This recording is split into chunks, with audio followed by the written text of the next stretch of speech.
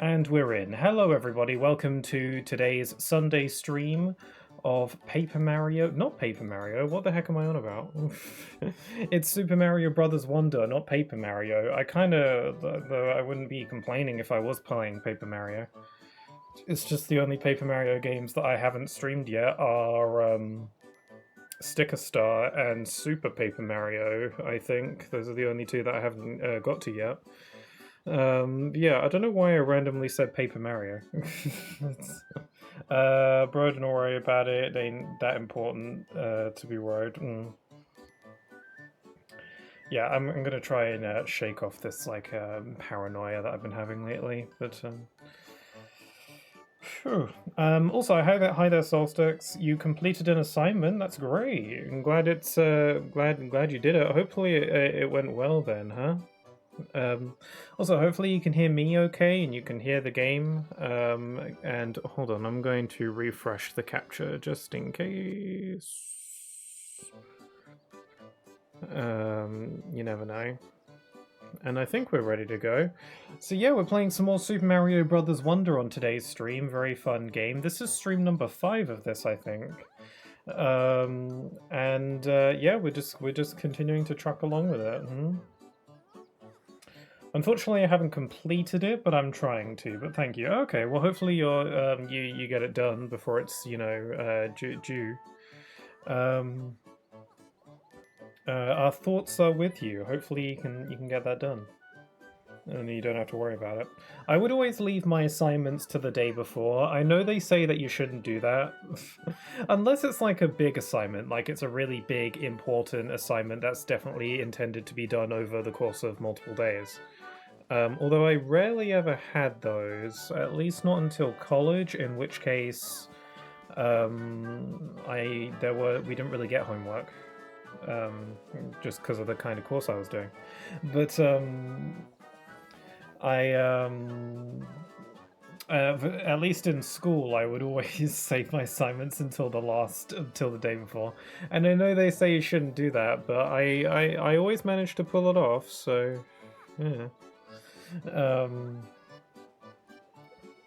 I would get stressed out about it because it's like, oh my god, I've only got this day to do it, and I could get rid of that stress if I just did it earlier, but I didn't do that because I don't know.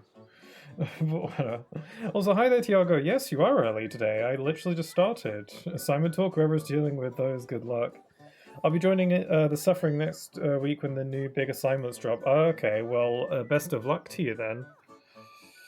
Get yourself mentally prepared and whatnot. I have a lot of assignments and I save them until the day before.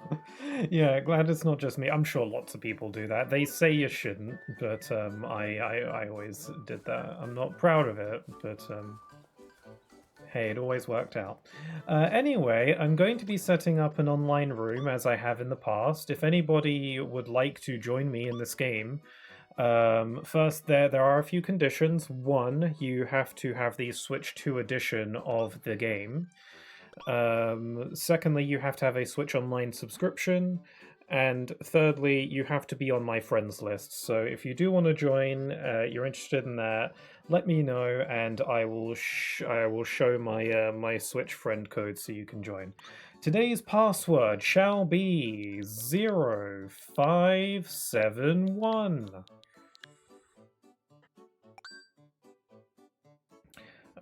This password will be displayed at the top right of the game, so you can see it. There it is. So if you do want to join, let me know, and we'll get all that ready to go.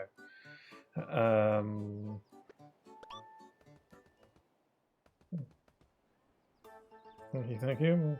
Been there. Good luck with your assignments for sure. Anyway, since I'm in Bellabel Park right now, I guess I ended the previous stream here. I guess I'll start off by doing some, Bellabel Park stuff, I guess. I've made a new discovery. I managed to unravel one more of Bellabel Park's mysteries. Every time he says I've made a new discovery, it reminds me of Ignis from Final Fantasy XV.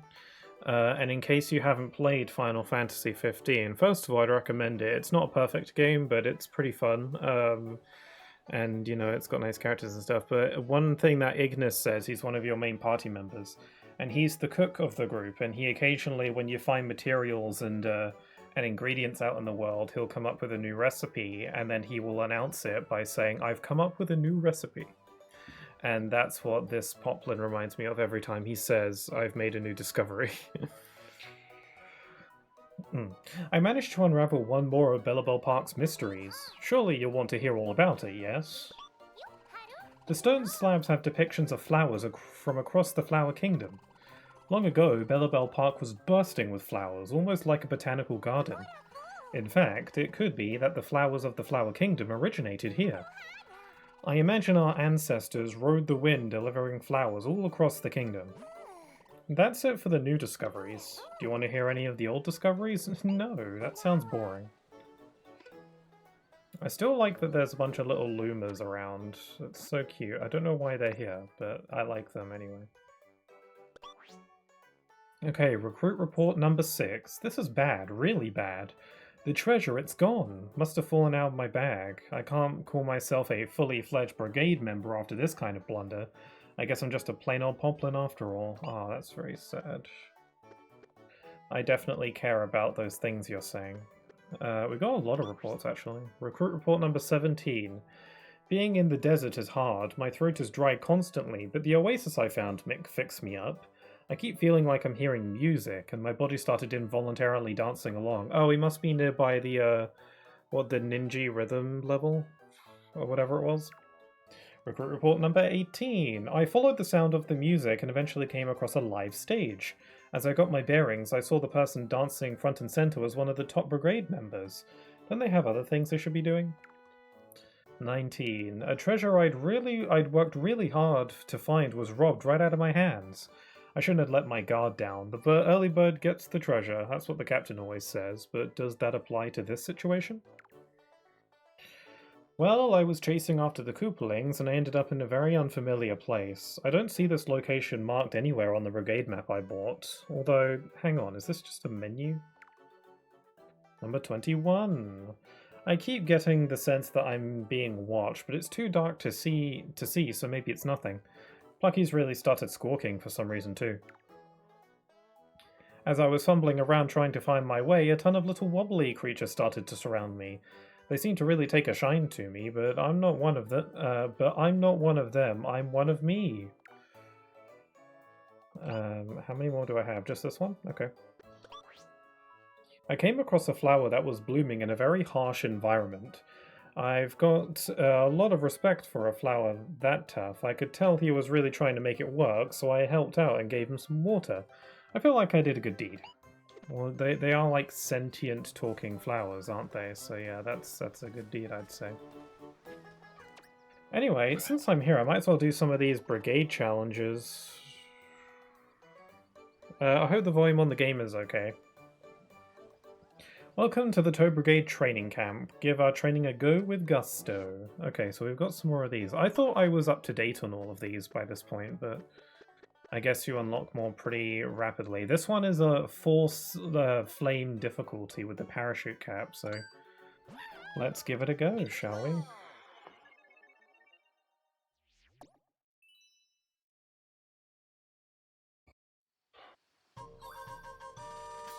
Collect coins, quick! Collect every coin with 40 seconds while wearing the parachute cap badge. One thing that I've noticed that I do a lot is that I do these challenges without reading what to do first, so I'm going to try and like actually pay attention to what I'm actually doing. It's usually if I'm just distracted with something, you know, like if I'm lost in thought. Okay, am I collecting every coin or just some of the coins? This is one of those things that I should have been paying attention to. And I think I've already messed it up. Let's try again. Because this one's a level 4 difficulty, I'm under the impression that it's probably going to be pretty tough. Well, that was stupid. Let's try that again. I hope everyone's week was good, though. I hope everyone's had a good week. I'm curious about maybe what games people have been playing lately. Because I've been in that, in a sort of like, in one of those... Okay, how do I get up there? I've been in one of those situations where I'm kind of juggling between a bunch of different games, trying to find something that I feel like playing. Most of the games that I actually, like, genuinely feel like playing are games that I want to stream in the near future, so I don't really want to play them now. So...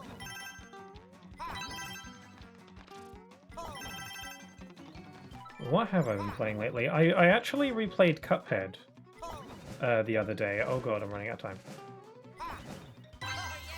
There we go. I replayed Cuphead just the other day. I just finished the main story yesterday, I think. This was my second time playing it. The first time I played it, I actually live streamed it. It was actually one of those games where my first impressions of the game was on a live stream. So, and it's on my VOD channel, so it's still up there. It's kind of old at this point. It's a few years old by now, but you know, it was fun. So I decided to replay it for the second time, and yeah, it's still fun. I feel like I got better at it. I'd be interested to see what my total death count was on this playthrough I did compared to my first one. Because I feel like some of the bosses that I remember getting stuck on for ages, I did a lot easier this time. It could be because my first playthrough was again on stream, and you know, sometimes that was stupid. You know, you split your focus and you know, stuff like that. And it was my first time getting distracted, talking with the chat and stuff like that. So maybe I had an easier time because I was more like actively focused on the game instead of my concentration being split. But I don't know. It was still a fun game though. I like it. It's good stuff. I haven't gone back to the DLC yet though. So I might play that again. I like these enemies where you have to pull on the vines to defeat them. I think it's actually kind of fun. It's like got a bit of physics to it. If I can actually grab them, there we go.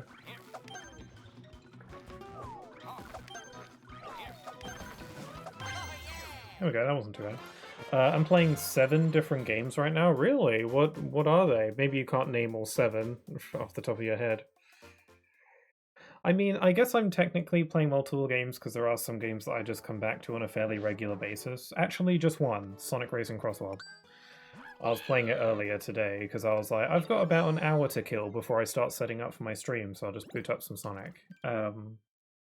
I don't usually play a lot of multiplayer games, or, you know, the kinds of games where you're intended to, you know, go back to them regularly and consistently. I usually like games that have an ending. You know, a plot, something like that. But Sonic Racing Crossworlds is kind of like my exception to that, because I've spent... It's probably the only multiplayer game that I've spent this much time on, so... It's fun, and I like it. I think it helps that they keep adding new content to the game every, like, month or so.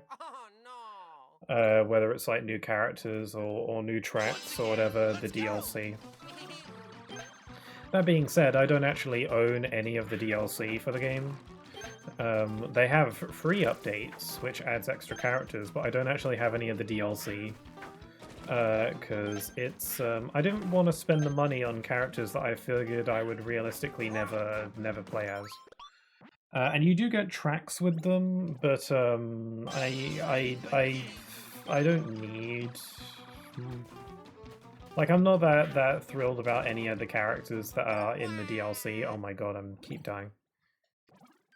I'm not, like, super into any of the characters that have been added so far, and their tracks. Also, you can play the tracks online because you don't need the DLC for them to show up in the random, you know, online track pool, so I can still play the tracks, I just can't play them whenever I want. I figured, like, if the DLC goes on sale, then I'll probably get it, but for now I'm like, nah, I don't need it.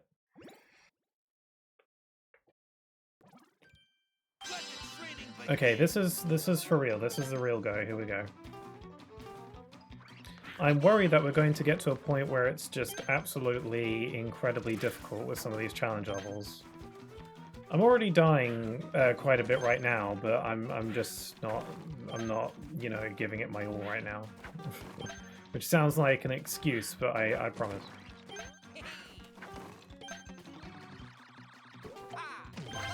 There we go. Disco Elysium, Elden Ring. Also, there's a bot in the chat.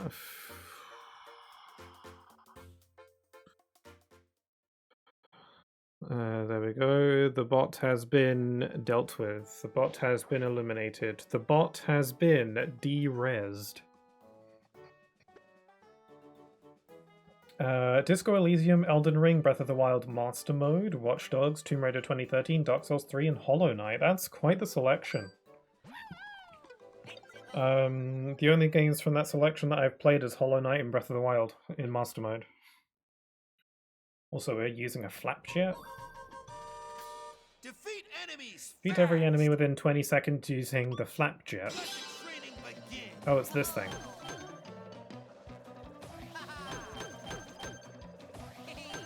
I like these ones. Oh, well, I've messed that up now. Oh yeah, that was a bot. What was her name? Sanguine Aeroplane, Sanguine Aeroplane, something like that. Yeah, I hope you're enjoying all of those games. You're playing a lot of challenging games, from what I can see, at least from ones that I'm familiar with. I don't know anything about Watch Dogs or Disco Elysium. Oh, I messed that up. And I'm familiar with Tomb Raider 2013, but I don't know anything about it. I haven't played it. This one is not that hard. I'm just being silly.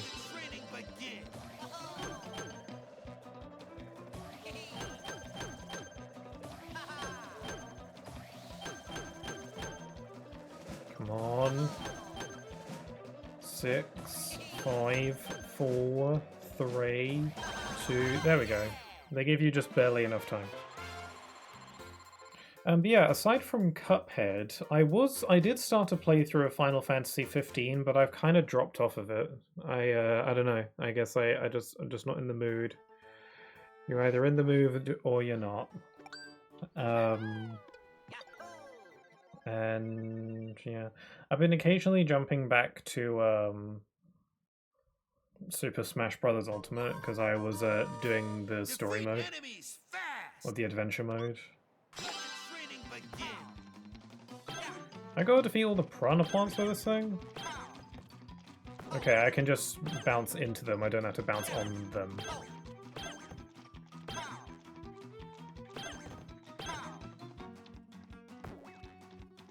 I've been working some more on my Sonic Generations video, which requires me to play Sonic Generations occasionally to get footage.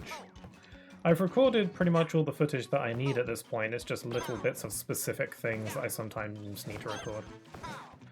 Oh god. Like, in my script, I talk about the wall jumping, and so I needed to record footage. I have plenty of footage of Sonic wall jumping. I just needed some footage of Sonic, like, getting a close look at the wall jumping panels that you have to jump on, which I didn't have footage of because that's really specific. So I had to record that. Like, I usually record most of the footage I need before, like, while I'm writing the script, essentially. It's just a lot of the time I'm like, man, I don't really have any footage that fits this very specific line. So then I have to go specifically record that. So yeah, I've been playing Sonic Generations because of that. And various other Sonic games as well for little other bits and pieces. But yeah, I was editing it yesterday, and I'm getting pretty far into it. I'm still editing all the voiceover. I haven't really edited much of the visual stuff yet. But the video at its current length, with just the voiceover, is about 20 minutes long, and I reckon it'll be around like 30 to 35 minutes when it's done. So still, I'm like over the halfway point, which is cool. I've just been delayed a little bit because of reasons recently, but I'm getting slowly back into the swing of things with that, so that's cool. What am I supposed to be doing? Just getting to the goal? I don't pay attention to the to the stuff. I don't know. Usually the goals with these are pretty straightforward, so. Watch Dogs isn't really challenging, so for my second playthrough I put realistic combat mode and I'm doing a pacifist run. Really? What does realistic combat mode do? Does it make it so that you die in one hit or something? And you're doing a pacifist run, which is interesting. Can you actually beat the game entirely pacifist? I don't know why I hit that block, that was just a waste of my time. Oh, I have the double jump badge on. Dodoy. Sonic games are just great. Yeah, I mean most of them. I don't know. Even the Sonic games that you could consider bad have something to offer, if you ask me. Like, you know, at the very least, some of the Sonic games that you could consider bad at least have really good music a lot of the time.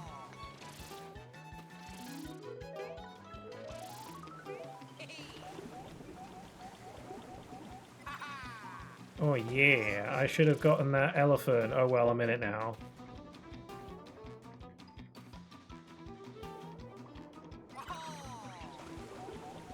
Oh, I think I've got so much time. This is the time limit is actually super generous. It means guns actually do something. Yeah, fair enough. It's not like it makes it so that all the enemies don't have like stormtrooper aiming, essentially. Is that the gist? I've recently gotten into this YouTube channel. I don't remember the name of it off the top of my head, unfortunately. But it's essentially this filmmaker, this film director. I don't know if he's still a film director or if he's like retired or if he's like...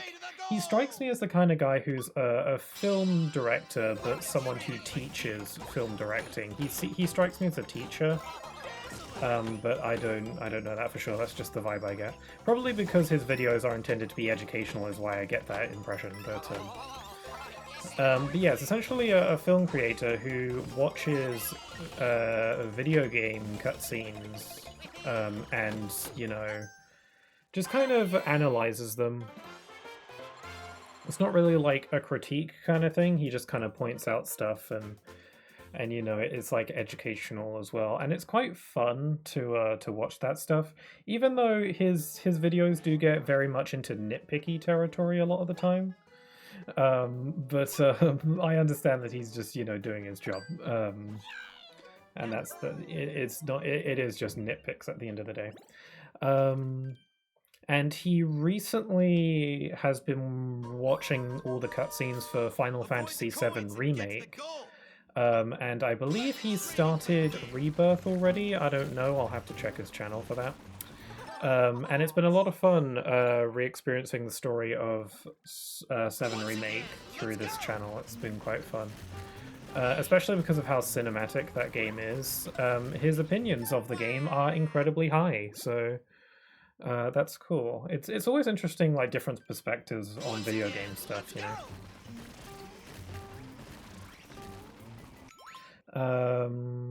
I'm not sure if I can beat it pacifist. One mission seems borderline impossible. A character's only weapon is a grenade launcher. Yikes. Well, best of luck. I haven't really done many, you know, gaming challenges like that in my life. Unless you count my Kingdom Hearts level 1 runs, but those aren't... I don't consider those, like, they are challenges in the sense that they are challenging, but I don't think of them in the same way as, like, can you beat this game without doing this thing? I don't consider it like that because the level 1 runs are a feature built into the game that was, you know, intended to be possible. Actually, I did do a video on if you can beat Ty the Tasmanian Tiger without collecting opals. That's like the only real challenge I've ever done, really.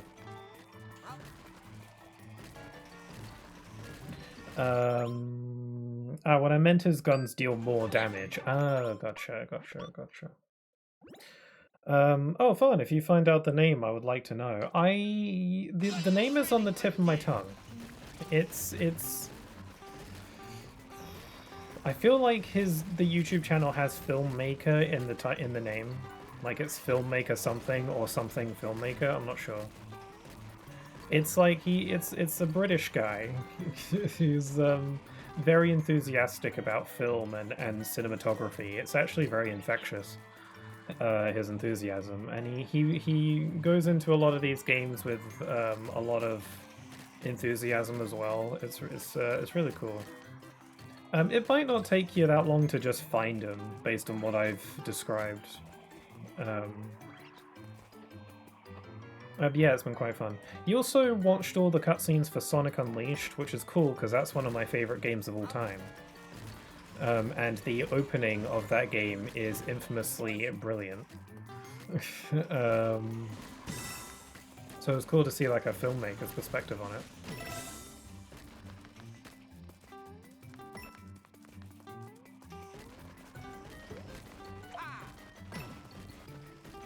Oh, I wasn't supposed to... Oh, I just got rid of that coin by slamming a power block into it. Huh. And it didn't count as me collecting it.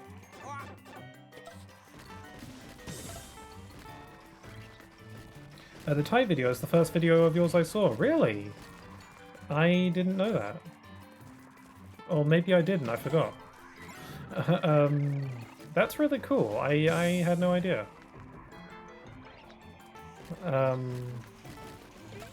That was my first, what I'd consider proper video.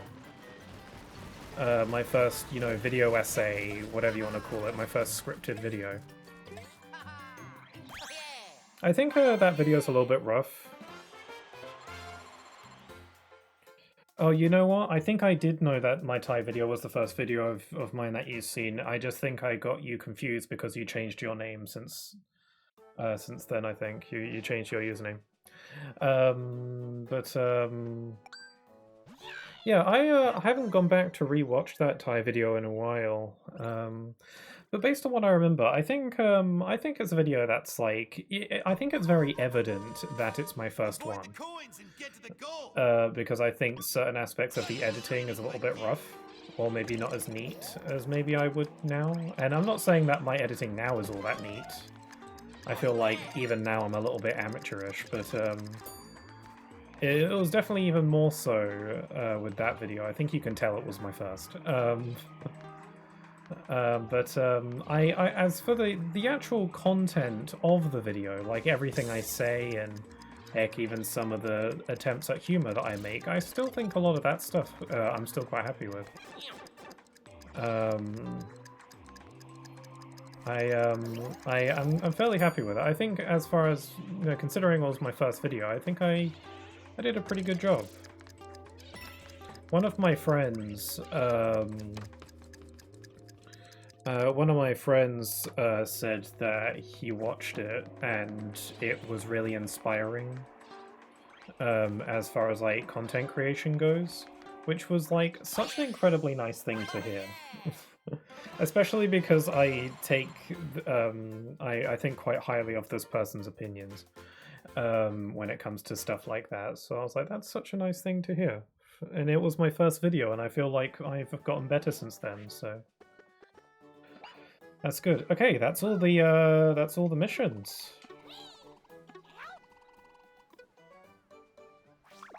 Oh my god, I've got like a crap ton of Bellabel water now. So I can, let's do some gacha pulls, why not?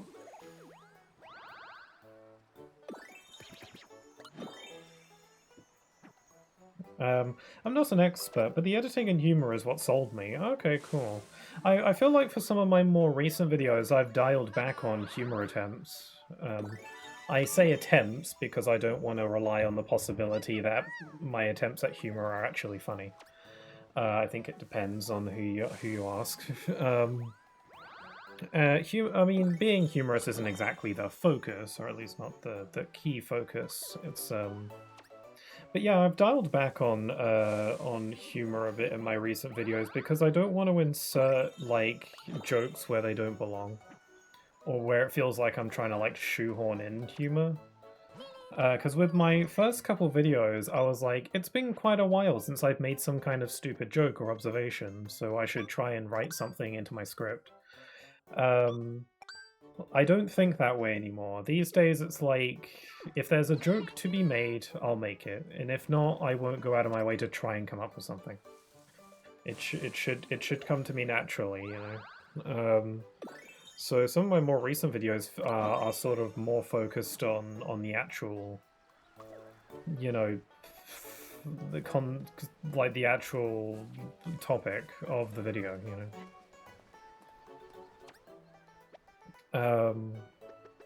And I think that's gone over well. I had this really nice comment on my flow motion video. I got a really nice comment on that video where someone said, well, the first half of the video kind of threw me no, the first half of the comment threw me because I thought it was going to be negative based on the first half. Where they said, I'm going to be honest with you, and I was like, oh man, they're going to say something, they're going to critique something about it, which is fair, but like, I don't know. He was like, I'm going to be honest with you, I didn't want this video to end. And I was like, oh my god, that's like the nicest thing you could say. Because it's a video that's already like somewhat lengthy compared to my others, and the fact that someone wanted it to keep going is like, that's kind of cool.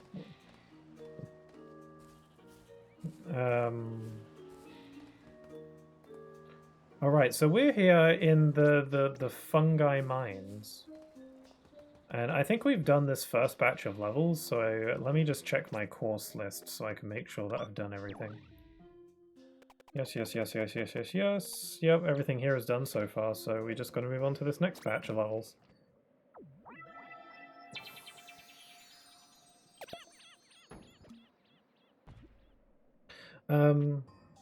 I do feel like in my Sonic Generations video that I'm making currently, I do think there's a bit more silly stuff in that video, a little bit more like silly little jokes that I'm making. Mainly because I feel like it's the kind of video that has a lot more room for that kind of stuff. Also, I am in goop. I'm all jello in this level. Oh, is this the level where you turn into a blob? I vaguely remember this. You essentially turn into a slime from Dragon Quest.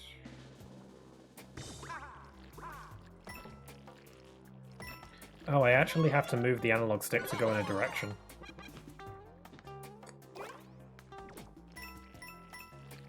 That video is really well made considering that flow motion requires a lot of talk to explain. It was entertaining. I'm glad it was entertaining, because I didn't actually expect much from it when I made it. When I made that... Oh, my voice. When I made that, I wholly knew that it was kind of a niche topic that not a lot of people would likely care about. But it was the kind of thing where I just really wanted to make it because I thought it was interesting. I thought the topic was interesting, that is. It was a video that I wanted to make for years, actually, before I even started making videos. I thought to myself, if I ever make videos, like video essays, then I want to make a video about flow motion. That was like, even before I started, I was like, I want to do that someday. So it was definitely like a passion project for sure. One that I didn't expect people to really care much about. I didn't really, I thought it would probably not really get many views at all. But it got more than I expected. I was quite surprised, quite pleasantly surprised. And some people actually found it entertaining or interesting. Some people thought that my takes were really stupid, actually. Like, I speak about flow motion very highly in the video for the most part, especially in regards to KH3's interpretation of the mechanic.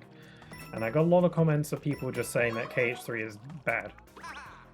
Which I obviously don't agree with, but I don't know. That's not negativity directed at me. It's negativity directed at the mechanics. So I don't really mind, because obviously it's only natural that not everyone's gonna like it. But yeah, I was quite surprised. I'm glad people actually found it entertaining, because I feel like there wasn't really that much humor in that video. And yeah, it did require a lot of explanation. That was kind of something about it that was daunting. Not only did I have to explain why I liked the mechanic, but I also had to explain what it was. to account for people who maybe don't know anything about it. That's something that I try and do with a lot of my videos, is to make them accessible in the sense that maybe it comes off as me over explaining, but I want to make sure that people who don't know anything can understand what I'm talking about.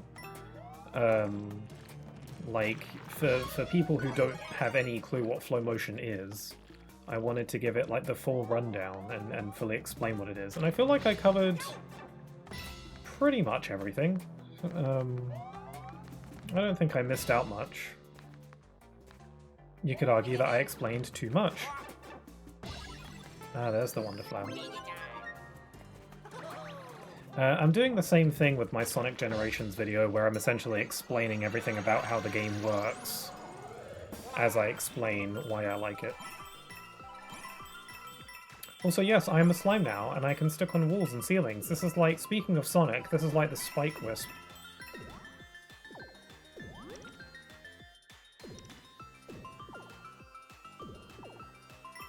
I'm made out of Jello. Here's Jello. I don't think I'm on any sort of timer, so I can just go as... Oh, I can go really smoothly through the Jello. I don't actually know what the substance is. Is it goo? I'm just gonna... It feels pretty Jello-like, so... Very squish. Oh, look, there's another coin. Does this mean they made Jello versions of every playable character, which means that there's a Jello Rosalina?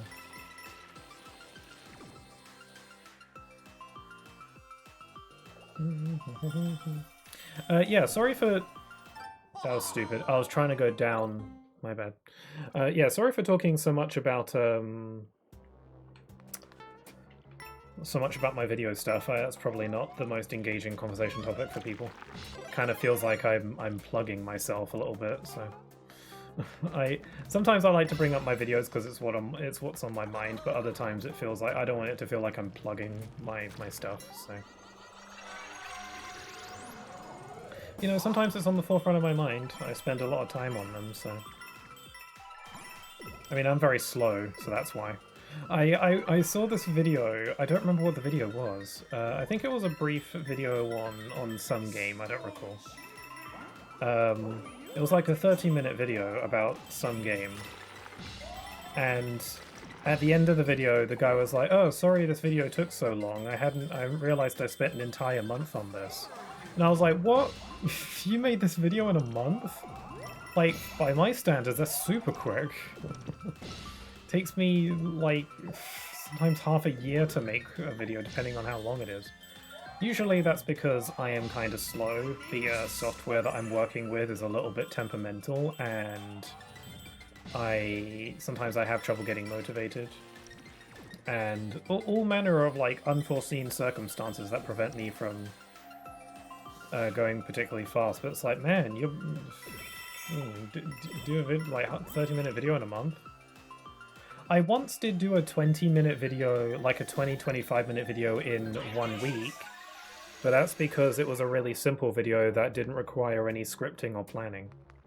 It was literally just I recorded myself having a conversation, essentially, and just edited that. So that was super easy. I don't really have to plan anything. And I actually want to do more videos like that because it was nice to do something very simple and low-key. You and your Rosalina. I swear I am not I'm not that crazy into Rosalina as much as, you know, other people are. I just call it like I sees it. Also, Rosalina is like she is quite pretty, but you know, I also find her quite intimidating because she is like a space queen. There you are. Incredible, you found the way through that place on your first visit. I usually get lost. So it looks like you've discovered the way forward. I'll catch up with you at the next ruins. Oh, that's right. I got this 1-up mushroom while working in the mines earlier. Please, take it. I'm sure it'll help. Oh, he gave me a mushroom and he didn't even charge for it.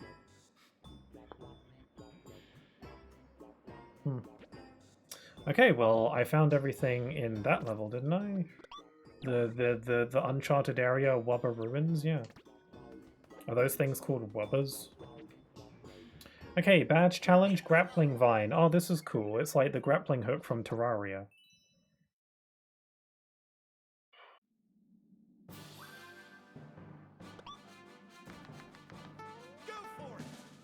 Oh god, how do you use badges again? Oh yeah, just as a reminder, I'm playing through this game for the most part without using badges unless of course they're required. Like now. Just for some extra challenge, I like to not use badges. I think the badge mechanic is really cool though. Oh, you can grapple onto the goop. Is this stuff made out of Gooigi? That's occurring to me now. I wonder if Gooigi is made out of this same substance. In case you don't know who or what Gooigi is, in the third Luigi's Mansion game, which I would love to stream at some point, can I frickin' time this out instead of rushing it? Yeah, so I do intend on streaming Luigi's Mansion 3. One of the mechanics in Luigi's Mansion 3 is that Luigi can summon a goop doppelganger of himself called Gooigi. And it's a lot of the puzzles in that game revolve around it. And the fact that this goop is also green and gooey, I'm wondering if there's some kind of connection to Gooigi, or if I'm completely overthinking it, most likely. Overthinking is fun. Unless it's like paranoia stuff, then yeah.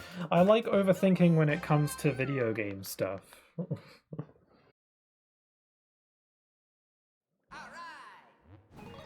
I like how this game takes a picture when you beat a level. I really wish that I could see a full screen version of that picture though, so I can use it for the thumbnails.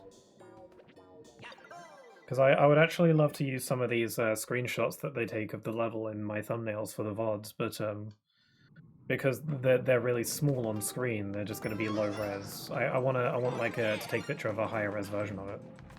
I can take screenshots at any time just hitting the screenshot button, but I have to deliberately pose and stuff like that. This is why I've grown to really appreciate photo modes. I never cared about photo modes before, but since, you know, streaming and making content and stuff, I've actually grown to really appreciate photo modes because it makes making thumbnails a little bit easier. In some cases. This game wouldn't suit having a photo mode because this game is very deliberately designed to be viewed from one specific angle. So you can't really mess with that. Yeah, photo modes are handy for thumbnails. I recently had an epiphany about something similar with, I actually think I mentioned it in my Discord server. Where I mentioned how I really have grown to appreciate when games allow you to disable the HUD, or heads-up display. In case perhaps you're unaware of what heads-up display means. It's the stuff on screen, you know, it's the menus on screen. Like right now the HUD in this game is made up of my life count, coin count, and that stuff. That's what the HUD is. It's pretty common knowledge by this point, but just in case. But I like it when games give you the option to disable that stuff because it makes gathering footage that's very, you know, clean and neat a little bit easier. I mentioned that I was recording some footage for some Sonic games earlier. One of the games was Sonic Frontiers, because I briefly mentioned it in my video. And that game allows you to disable every HUD element. Not only does it allow you to disable the HUD, it allows you to disable each HUD element individually. So if there's one specific part of the HUD that you want to get rid of, you can, without getting rid of everything. Which is like, that's kind of cool. I would like it if more games did that. I usually keep all the HUD stuff on just because I like having info. I like being informed. But for making videos, it's nice to like be able to get footage that's nice and clean with nothing on it. And also Sonic Frontiers has a photo mode as well. Maybe I should make a video about Sonic Frontiers at some point. You know, first things first. Let's not get ahead of myself.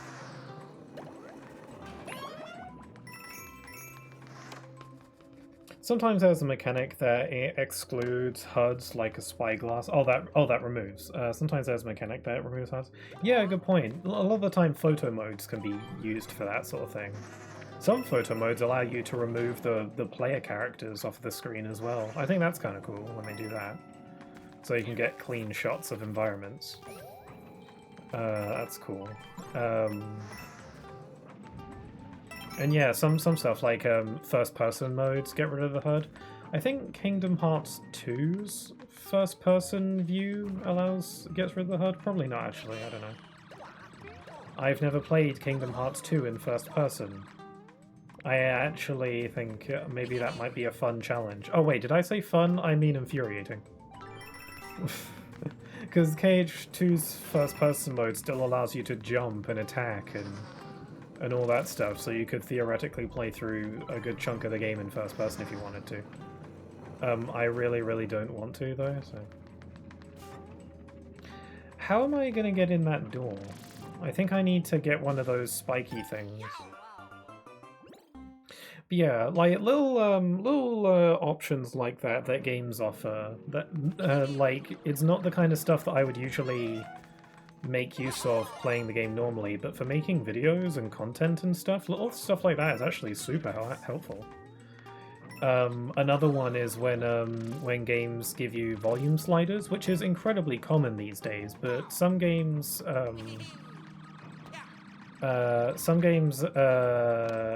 even if they have a volume slider, it's useful when a game has volume sliders for each possible sound, for like each individual kind of sound, like music, sound effects, voices, stuff like that.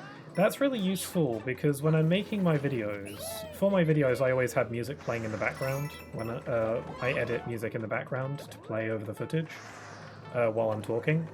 And there are sometimes, not a lot, sometimes I want to showcase something from the game, in which case I will have the game's audio playing in the video.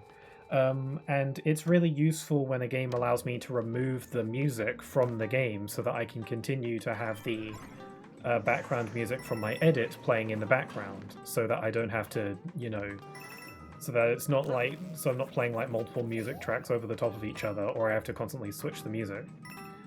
Just being able to have my edited background music still playing without the music from the footage interrupting it is handy.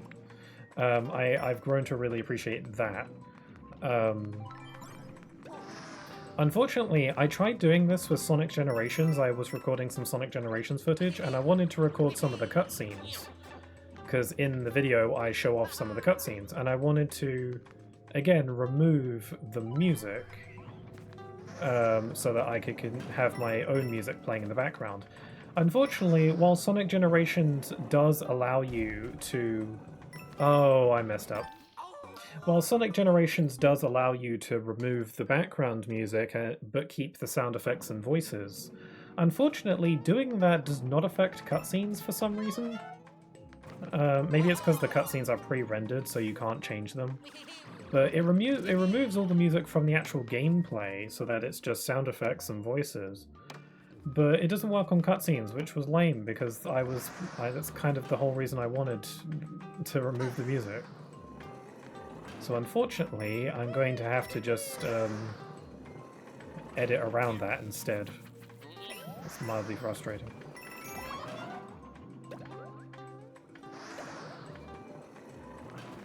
Sorry I'm talking so much about video stuff. I keep finding myself going back to that topic. It's what's on my mind. And I don't really talk about this a lot, so at least outside of stream.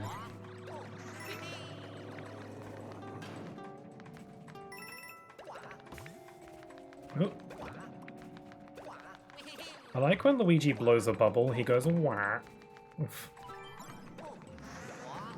Or wah. First-person games are scary. I get what you mean. I don't usually like first-person games, not necessarily because they're scary. I mean, that is a factor, I guess, if it's a horror game. First-person games I don't typically enjoy because, I don't know, I guess it's less engaging. Which is funny because I think the entire point of first-person games is to make you feel more immersed in the world and the character you're playing. But I don't know, I think I like being able to see the character and the animations. I really like video game animation, especially on characters. So in a first-person view, you can't see that stuff, and it's, I don't know, it's less fun for me that way. It does depend on the game, to an extent. Yeah, also, if it's a horror game, then, yeah, that just makes it scarier. I recently experienced that firsthand when I played Resident Evil 7 for Halloween last year. Yeah, I kind of, like, loved but hated playing that. It's kind of weird. Like, I think those were good streams, and in hindsight, a lot of my freakouts are quite funny. But I was not happy at the time. I was happy in the sense where I was like, this will be funny later. But in the moment, I was like, I'm in agony and I don't want to play anymore. I genuinely was like, I don't know if I want to keep playing this a good few times. But hey, I persevered. I got through it.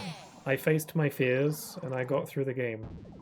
Resident Evil 9 recently came out, and apparently that's really bonkers scary, so that'll be fun.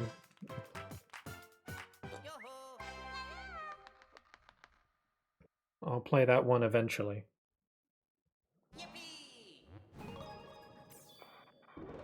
Okay, we're doing good. Did I find all the stuff in that level? I wasn't really paying attention. Yes, I'm actually on a roll today. I'm like finding stuff without too much issue at all. I'm like yapping away without needing to think too much. There you are. Incredible, you found the way through that place on your first visit. I usually get lost. So it looks like you discovered the way forward. The last of the ruins should be up ahead. Oh, that's right. Sorry, that was a bit of a burp, my bad. That was embarrassing, sorry. I got this one-up mushroom while working in the mines earlier. Please take it, I'm sure it'll help. I've almost got 99 lives. Usually it's I get 99 lives way sooner in a Mario game. The other day my friend got scared while playing RE5 and made me play it for them.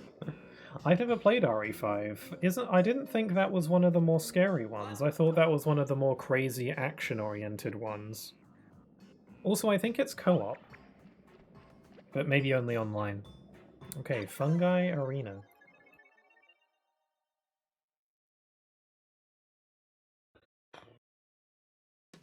Okay, defeat them and keep going.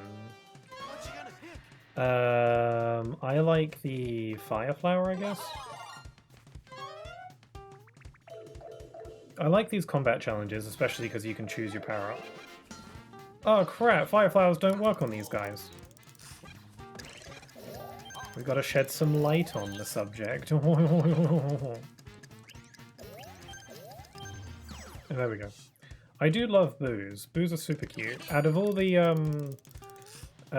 like, the Mario series has all manner of different, creatures. Boos are up there as some of my favorites. Also, someone's playing Tomodachi Life. That's funny, guy. Thought you playing Tomodachi Life. No, that's a bad thing.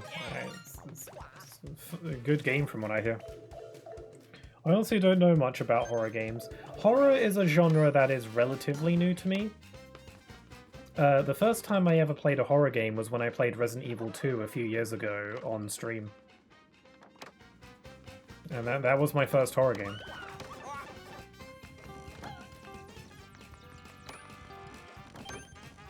Oh, I'm supposed to be killing the Monsters Inc. doors. I feel like I'm too slow. Let me try again. But yeah, horror is a genre that is relatively new to me. Let me think. The only horror games I've played up to this point is Resident Evil 2, the remake. I've played that twice now. Once on stream, and then recently I replayed it again for fun. There's Resident Evil 3, the remake, which I actually didn't finish. Not because I wasn't enjoying it, but because I just forgot about it. Yeah, there's that. And then I played a little bit of Resident Evil 4. Again, I haven't finished it, but I do want to. And then Resident Evil 7. And then outside of Resident Evil, I think the only other horror game I played is Bendy and the Ink Machine and Bendy and the Dark Revival, which, again, are first-person games, and I both enjoyed and hated playing them, because they were scary and I'm a massive weenie at times. I got so scared I got taken to Weenie Hut General. Although Bendy and the Ink Machine was and Dark Revival, those were games that got less scary after a while. Like, it was really scary at the beginning. I think it could be a combination of I just got used to it. But I think after a while the game just got more puzzle heavy than scary.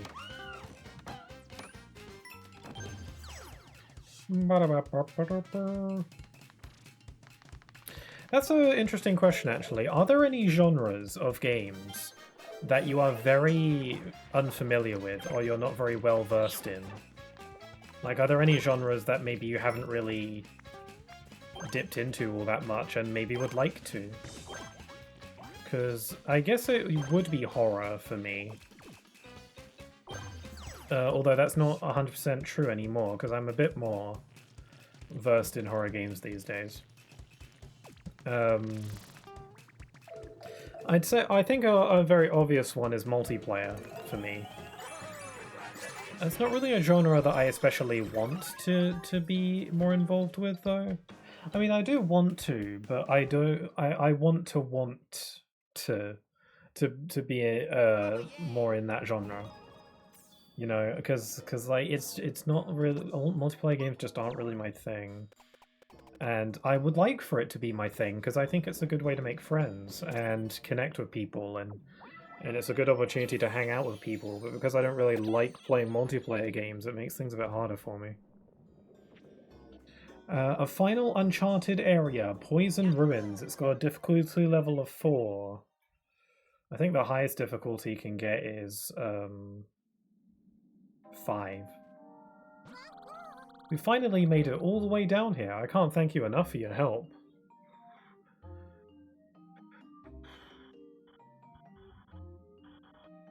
Sorry. I hope everyone's still okay. We need to be careful here. These are the last ruins, and they can be really dangerous. Oh, I like how you're just here. You're just hanging out. Cool. Let's see how dangerous these ruins really are. Oh, I like how when you defeat a Koopa Trooper and there's another Koopa Trooper nearby, they'll start to freak out a little bit. This game is just full of nice little animation touches like that.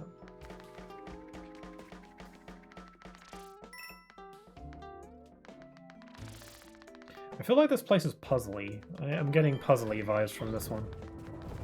Like, easy to get lost in. I struggle with 2D platformers that aren't... Oh, hello, I'm falling.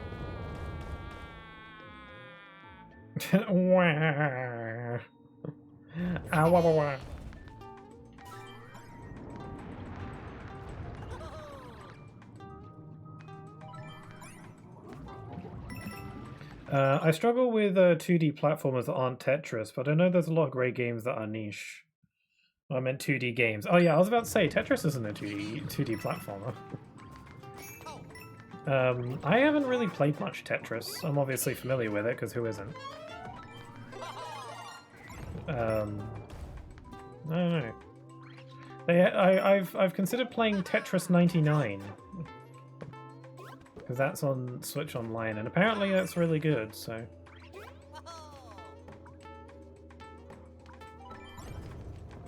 Oh, that's how I was supposed to get that coin. Okay.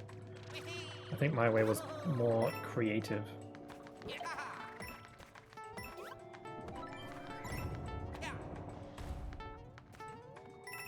Oh, crikey! That stuff's rising.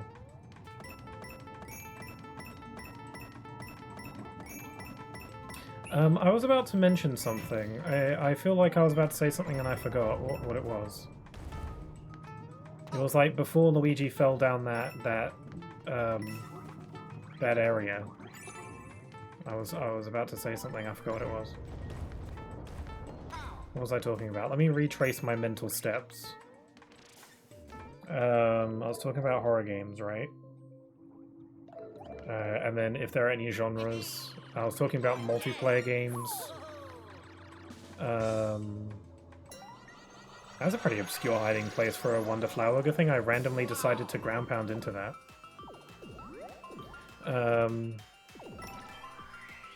Yeah, damn it, I forgot what I was going to say.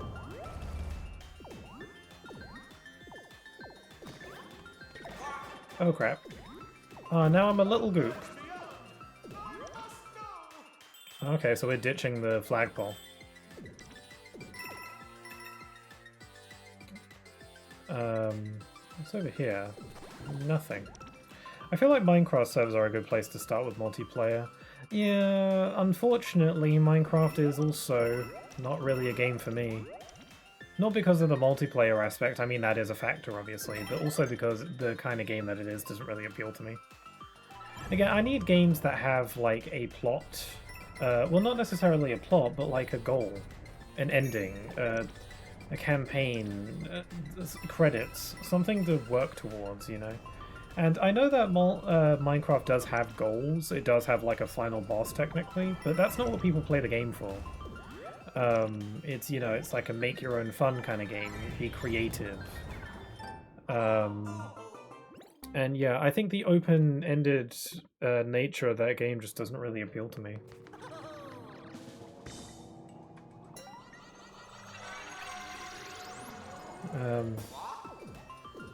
Yeah, a game is a lot more like engaging for me if I have stuff to do.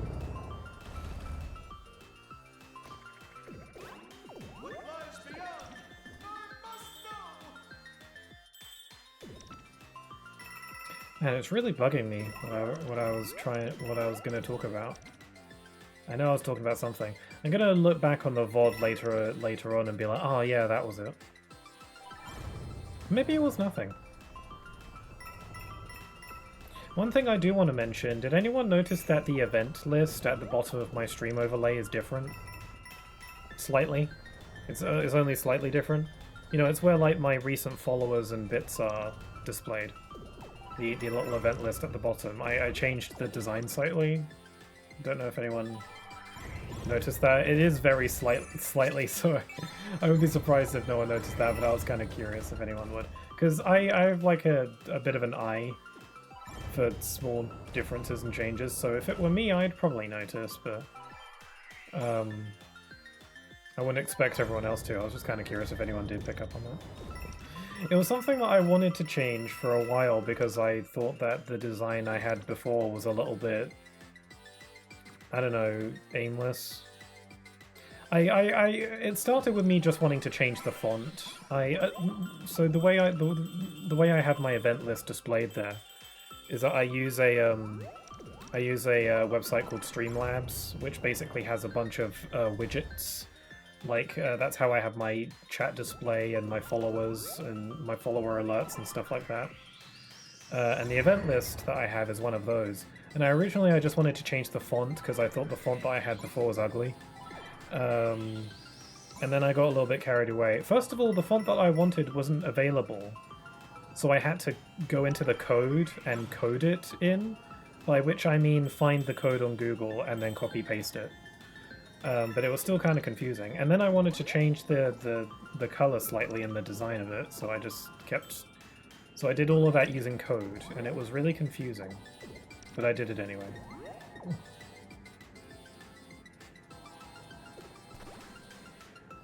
What am I meant to do?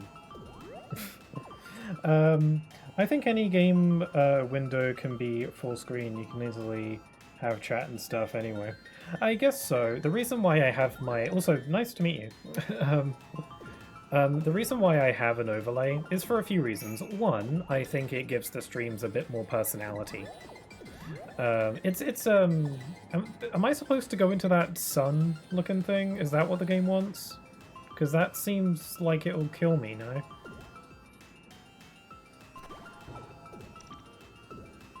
Like, I feel like I'll die if I touch that. Fight the sun? Do we have to fight the sun? Oh, maybe I'm supposed to hit this flower. There it is, alright. I didn't see it. Yeah, so not only do I think the overlay like adds a bit of personality to the stream, you know,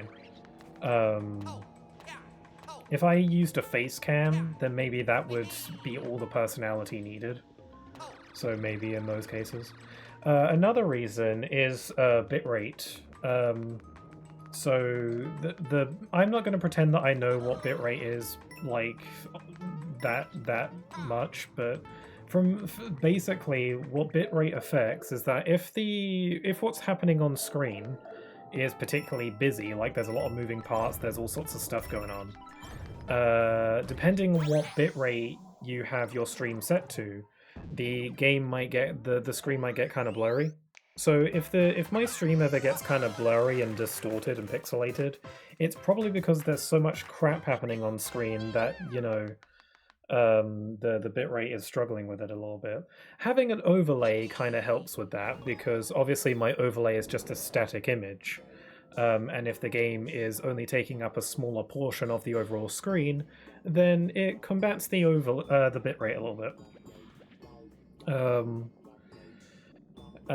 Also, I think it looks nice. And and the biggest reason why I have an overlay is because I don't like stuff covering the game. Because I know a lot of streamers like to have their chat on screen and their face cam and all that stuff, but they'll have it overlapping the gameplay off to the side so it doesn't cover too much important. But I'm a bit of a neat freak, and I don't want anything covering the game. I want the game to be fully visible. I essentially want people to be able to see clearly whatever it is I'm seeing. If that makes sense. I understand no one asked for the full explanation, but it was on my mind. So that is the overly long, detailed list of reasons why I like to have an overlay. Sorry, I got a little bit carried away there. But yeah, I could have the game full screen. I did have a full screen stream once when I was doing a first impression stream of Xenoblade Chronicles X. Because I thought maybe having this stream be full screen might give this first impression stream a little bit of uniqueness. It might make it a bit more different. Because it was like a stream where I was streaming my first impressions of a game, so I thought maybe it might make things a bit more interesting. And I might do that again for other games, I don't know. Nice to meet you anyway. Incredible, you discovered the way through that place on your first visit. I usually get lost. Now I can finally reach my friends down here. Thank you for everything you've done to get this far. Let's find them. Oh, that's right. I got this 1-up mushroom while working on the mines earlier. Please take it. I'm sure it'll help. We're up to 86 lives. Are we going to get 99 before the end of the game? I think at my current rate, probably.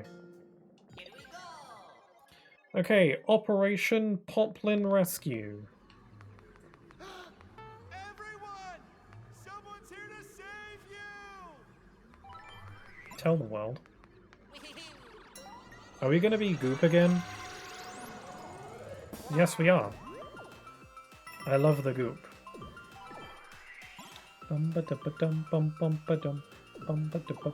You can do this. You can, like, squish and stuff.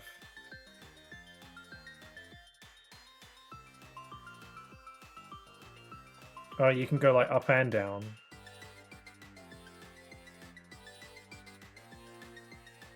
And you can be all boingy. Sorry, I got distracted. Let's go. I'm not on a time limit. The music kind of implies that there is a time limit, but there's really not. You can goop around as much as you like.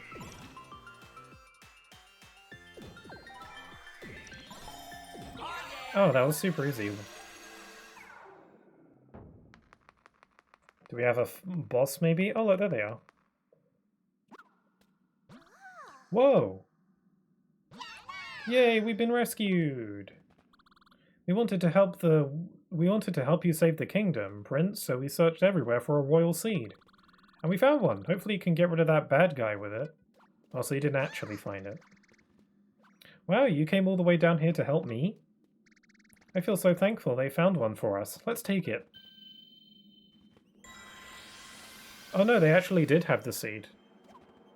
We didn't even have to fight anyone for it.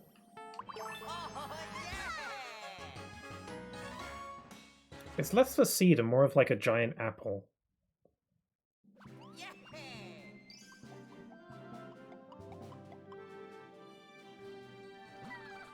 Alright everyone, let's head home. How wholesome. And so, Luigi's Oh, I keep forgetting this bit has saved the voiceover. Fungi mines from a dire fate. With the 5th royal seed in hand, there is only one 7 seeds in hand!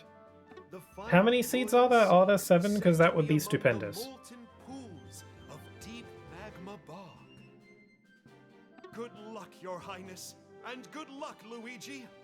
Rise to the challenge. I like how they call out Save Luigi. the Flower Kingdom and the world from Bowser's evil plans.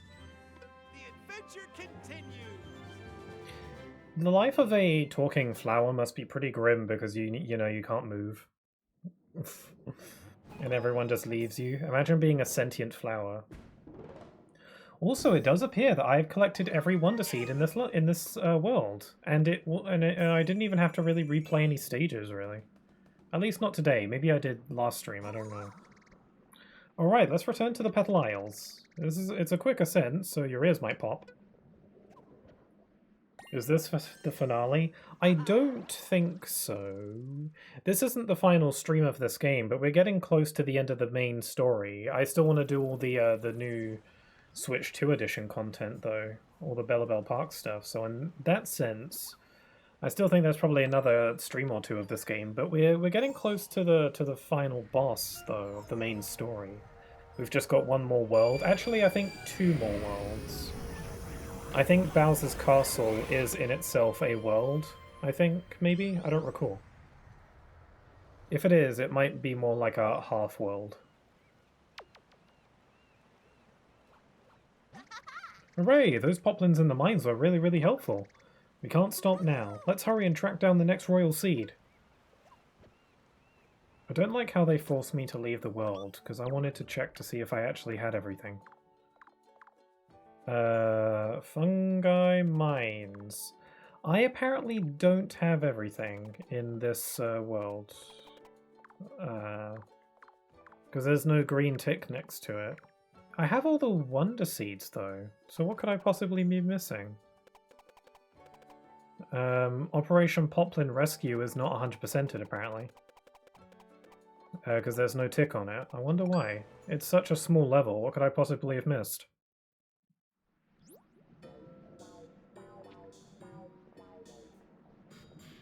Yeah, this level apparently hasn't been 100%ed. What could I have missed? Maybe I need to not get the Wonder Seed? The Wonder Flower? Oh, whoops. I didn't realize you could just leave. Oh, yeah!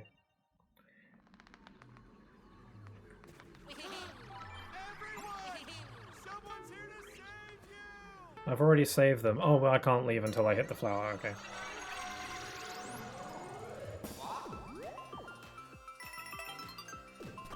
I forgot that a recent Mario game that came out that has not like been mentioned at all since it came out, I feel, is Mario Tennis Fever. Did anyone notice that that game came out? Because it very much came and went and people didn't really talk about it much.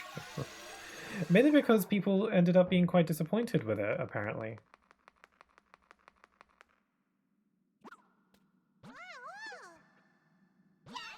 Hey, now we can get out of here. Figure blah blah blah blah blah. There's an arrow that goes to the right. Can I go? So sorry this happened again. Okay, so I do have to do it again. Interesting. Oh, there's an extra thing. Oh, this must be the special world. Yeah, okay, so that's what we're missing. We're missing the special world. I had no idea. Yeah, Mario Tennis Fever, it came out recently. I was reminded of it because it includes a Mario Wonder tennis court, which has the Wonder Flowers that do Wonder effects, like in this game, but for tennis. Apparently the core tennis gameplay is really good, it's just the lack of features and modes that people don't like. Although that seems to be depending on who you ask. I've seen some reviews of people who absolutely adore the game and feel like other people aren't giving it a proper chance. What most people seem to be especially disappointed in is the story mode. Because the game has a story mode, but just like the previous Mario Tennis game, it's incredibly bare bones and short. Which is a shame, because I think the story mode would have been a reason for me to get the game. Because I wouldn't get a sports game just on its own. I need, again, I like games that have a goal, a narrative. Oh, I'm skydiving. It's the Teddy Bear Picnic song again. Okay. Yeah, apparently the story mode was really disappointing. At least in the sense that the story mode feels, apparently, from the reviews I've seen, the story mode is like largely tutorial stuff, which is fair that the story mode would want to, you know, teach you how to play. But it's really short, it's like a couple hours long. And it even has some RPG elements, but it's so short that it never really gets fully realized. It's a real shame, because I like the idea of playing a Mario Tennis game, but I need more than just playing tennis online constantly. I need more stuff to do. Especially because of how expensive... Whoops. Especially because of how expensive, you know, AAA games are. Like, if I want to get a big AAA game, then it has to be a game that I know I'm gonna really get a lot out of, you know? I gotta, you know, consider it wisely if I actually think I'd get a lot of mileage out of it.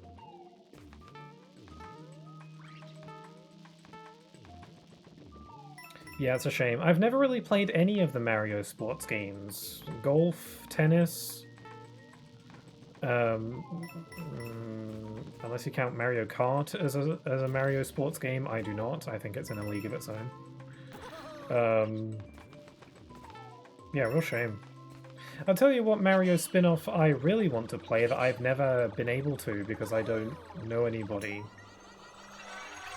who's into it, is I've always wanted to play Mario Party. And I know you can play Mario Party by yourself against computers, but that doesn't feel like the intended ideal experience. I want to play Mario Party with other people, but I don't know anybody.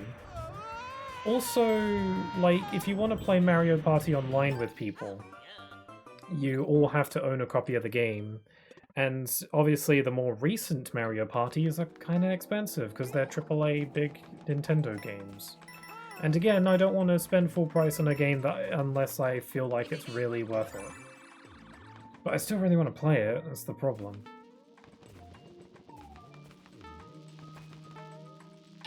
Damn it. Yeah, I've always wanted to play Mario Party.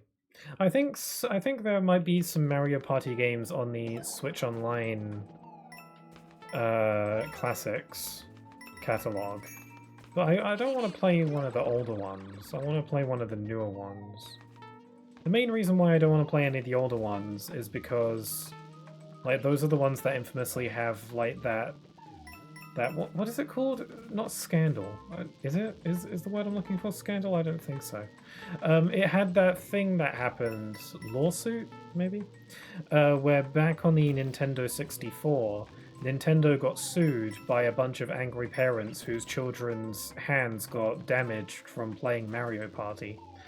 The reason was because some of the earlier Mario Party games, maybe like the first couple, had a lot of mini-games that involve rotating the analog stick. And the analog stick on the Nintendo 64 is not very, I don't know, ergonomic. And a lot of children, what they would do in order to spin the analog stick faster to do better at the minigames, they would put their palm onto it and then spin it with their hand. And this would, because of the way the analog stick was made, this caused, like, incredibly bad hand injuries to children. Like blisters, like marks, like maybe even, I don't know, like serious hand injuries. And so I think Nintendo got sued by a bunch of angry parents because of it. And I'm not really worried about playing the older Mario Party games because I'm worried I'll damage my hand. Or my thumbs or whatever. I don't want to damage my analog sticks. Because I'm sure the Switch's analog sticks are a lot more better designed. Actually, I know that for a fact. Because I've seen what the N64 controller looks like, and it looks bizarre. By today's standards, the Nintendo 64 controller looks like some kind of alien device. But I still don't want to damage my analog sticks by putting them through too much strain. I already think my Pro Controller is gonna give up the ghost soon. Actually, I feel like it's been that way for a while. I think the right analog stick... Actually, maybe both analog sticks. I don't know at this point. God damn it. I think the analog sticks on my Switch Pro Controller might be starting to drift a little bit. But it's very slightly, so most games don't really recognize the input. I didn't really notice until I was playing Donkey Kong Bonanza, because the when I go onto the map screen in that game, the right analog stick I think controls the zooming in and out, and I would find that the map screen would kind of zoom in slowly when I was on it sometimes. So I guess the sensitivity with the analog sticks is specifically sensitive on the map screen. But no other game really is sensitive enough to pick it up, so I've been getting away with using it this whole time, but I think I need to get a new controller at some point. I've had this controller for like 8 years, so I've had it for a while. I feel like if I were to get a new controller, I'd want to get the Switch 2 Pro Controller. Just because it's more modern and all that good stuff. The issue is that they're really bonkers expensive. It's about the same amount of price as a full-price game, maybe even a little more. And I don't know if I want to spend that kind of money on a controller. Especially a controller that largely does what this controller does anyway.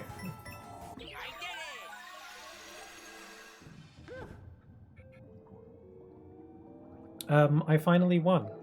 Now I just gotta get to the end of the level without dying again like an idiot. Wow, look at the background. Do you see how cool the background looks? Look at those, like, red spotted mushrooms with the red hell skybox. Actually, it's not so much a skybox because it's a 2D game, but still. Look how demonic the background looks. It's like if the Mushroom Kingdom got sent to the underworld.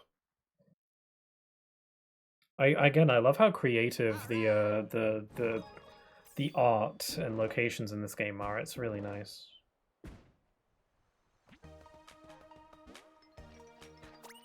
Oh god, I didn't actually mean to open up this level. I'm saving this one for last.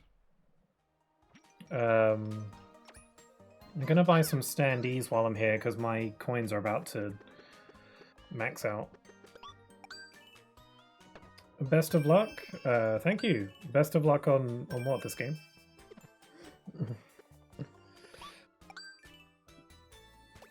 I got Fat Nabbit.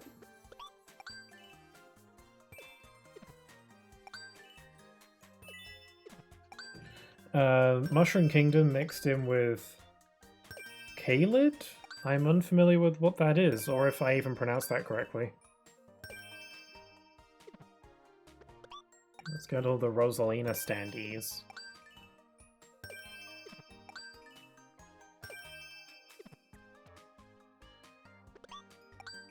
Okay, I think I'll actually save the rest of my coins in case I need to buy any Wonder Seeds or something.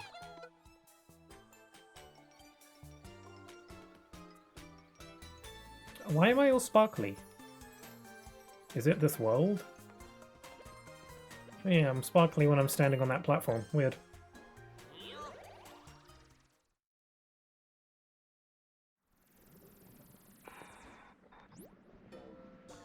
Okay, now this world should be 100%ed, right? Yeah, there we go. Now we gotta go to Deep Magma Bog and save the freaking day.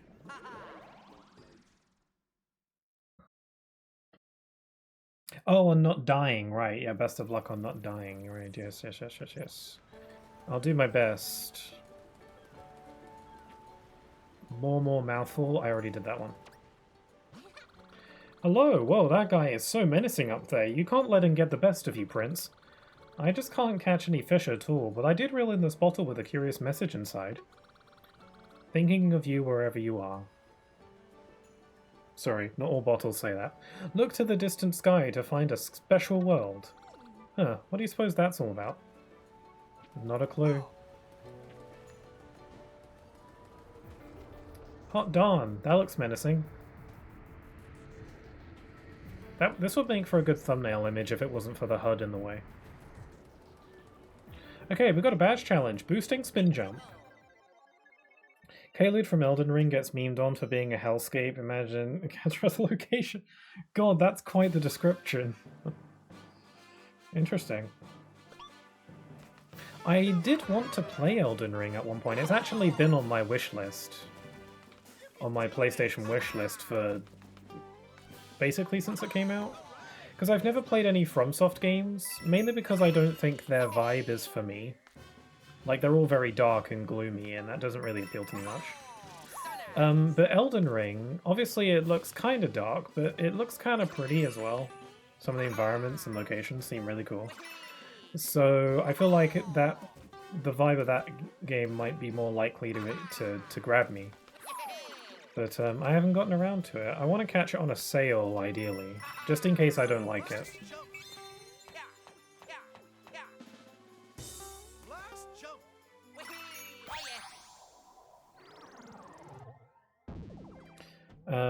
Yeah, there is that new FromSoft game coming out soon, right? It got announced along with the Switch 2. What was it called again? Duskblood, I think?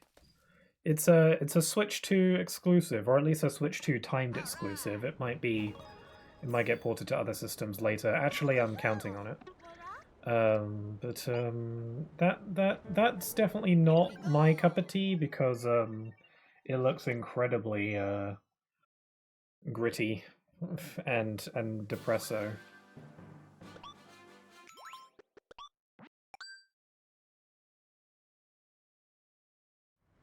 Oh, you know what game I'm really looking forward to that I kind of forgot existed because we've heard nothing about it since it got announced?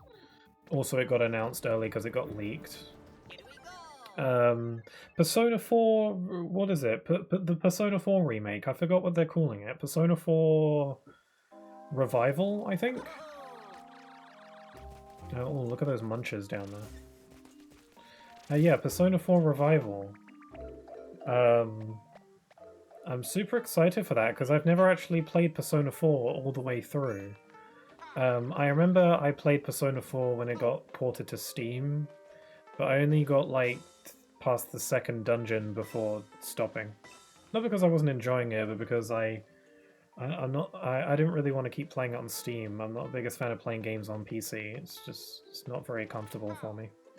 How do I get under there? Maybe I'm supposed to break through those bricks. Hold on.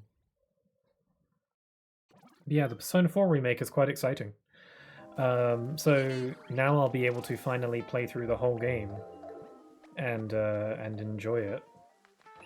I'm sure I'd enjoy the original Persona 4 if I gave it another go, but since there's a remake coming out, I might as well wait for it, right? Also, I think I'd like to actually stream my playthrough of Persona 4, the remake, because when Persona 3 Reload came out, I opted to just stream my first impressions and then play the rest of it off stream because my concern was that the game would be so incredibly bonkers long that people would get bored of watching it and maybe I would get a little bit fatigued on streaming it. But I feel like that's just my paranoia talking. That's just my nerves talking. I mean, that could happen, but there's no guarantee. I won't know till I try, so it might be fun to stream it this time. So yeah, that might be fun. How do I get in there? I gotta get in there.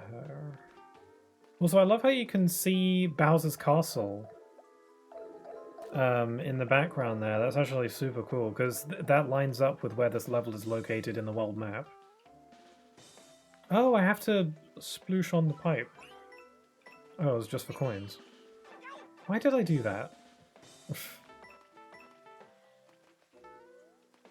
Particularly in Dark Souls 1 and Elden Ring, there is some characters and places which are a lot more positive. Oh, okay, interesting. I played Dark Souls 1 briefly because someone got it for me for my birthday, even though I told them not to. Essentially, someone I know who was like incredibly into Dark Souls kept on low-key pressuring me to play it, even though... So I have what my twin calls demand avoidance, which they keep saying that I have this thing called demand avoidance, and I, based on how they explain it, I think I probably do. So the way they explain it is that essentially I'm less likely to want to do something or to engage with something like a movie or a game if someone tells me to. Or at least it's not if someone continues to tell me to, like more than once. I don't mind people recommending me stuff, but if you keep telling me to do this thing, the less likely I'm going to do it. I kind of have to discover things on my own, or, you know, find the motivation to try stuff out on my own for me to actually want to engage with it. I know it's kind of stupid, and I don't want to be like that, but, you know, it's not like I'm doing it on purpose, but it is a thing that I find myself doing.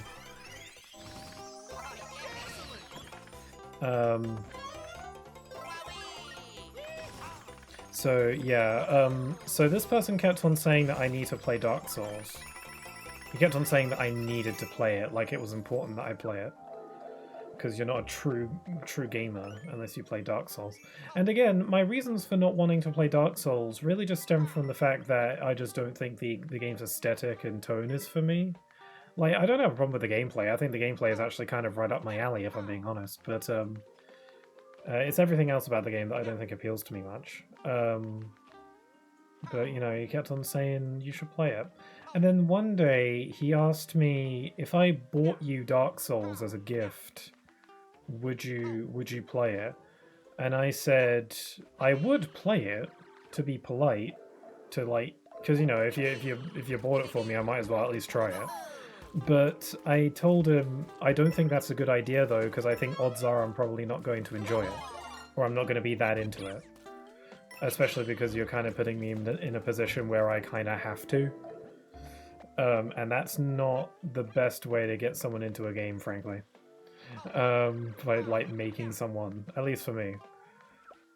So I was like, do not get that game for my birthday because I will play it, but odds are I probably won't enjoy it that much, and then you would have wasted your money. So do yourself a favor and don't. And he friggin' did it anyway. Even after I told him to not do that. Actually, it wasn't even just me. My twin also told him to not. Like, my twin was like, yeah, you should listen to him. He knows what he likes, and you should probably not. But yeah, he did it anyway. I can feel the power! What are you doing? How do I get in there? That guy's going Super Saiyan.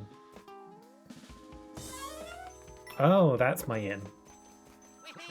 This is actually a really creative use of superstars. Using their invincibility frames to step on the chompers.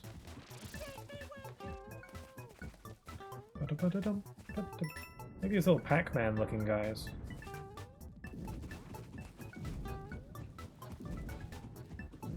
But yeah, so I did end up trying Dark Souls though, because he did get it for me, even though I told him not to. I hope I didn't come off rude. Like, I was just trying to save him the money and trouble.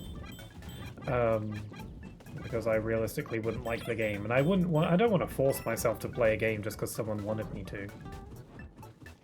Like, I don't know. If I wouldn't do that, personally, I don't know. Like, if I wanted someone to try out a game, I'm like, give it a try if you want. I won't make you. But if you do want to try it, then great.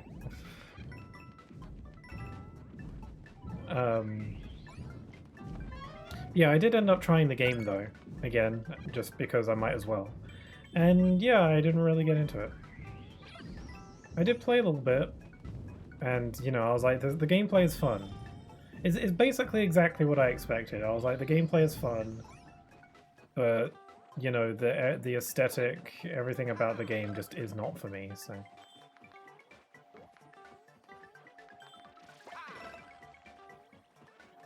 is this a pipe? I can see, like, a pipe trail. Can I go into it? Can I get all up in it?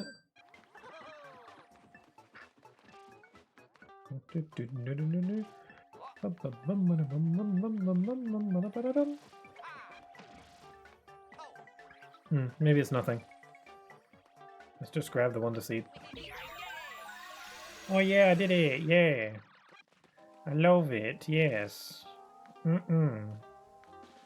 Yummy yummy my tummy. God, this game is so nice looking. This is what this is like a good example of art styles over pure graphical fidelity and stuff any day of the week, you know? Because this is a Switch 1 game. Obviously, like, this version, the Switch 2 edition, is at 4K. Not that you can see it on the stream. I can't even see it on my monitor because it's a 1080p monitor. But, like, it looks so good. And it's you know, it's a Switch 1 game. It's not got all the crazy power behind it. Obviously, the fact that it's a 2D game allows for, you know, more artistic creativity because you don't have to... There's less to consider with just a 2D perspective. But it looks so good, and the art style does a lot of the heavy lifting. It's so nice. That's what, like, makes all the difference. I don't really care about things looking as realistic as possible. And stuff like that, and, you know, seeing every single pore on a character's face. It's the art style. One of the coolest looking games, or series of games, is Persona. Persona 5 as like a big example of, you know, of like the style and art style. Because if you take away a lot of the visual flair in Persona games, the actual graphics is not very impressive. Like the quality of like the character models and stuff like that. But it's, you know, it's the art style, it's all the visual flair, it's all the ta-da pizzazz that makes that game so enjoyable to look at. You just got... Every game needs a little bit of pizzazz, you know? Obviously, I think games that do have realism as a focus, like, are obviously are good, and they have importance and a place. But I don't think it's like, better. Objectively, in every way.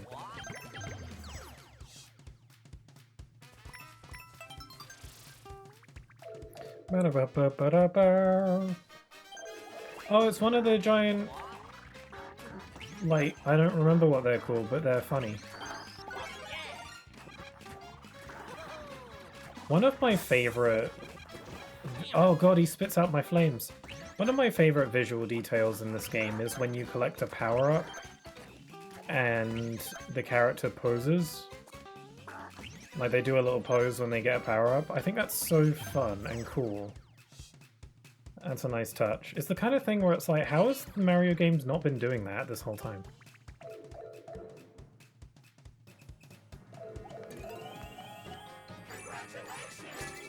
That wasn't too bad. I was cutting it kind of close, though.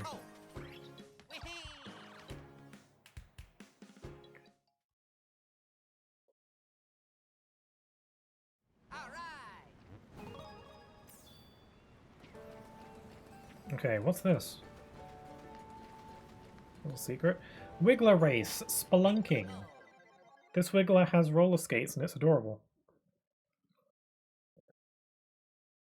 Oh yeah, I could make this easier if I used the Jet Run badge, but I'm going badgeless.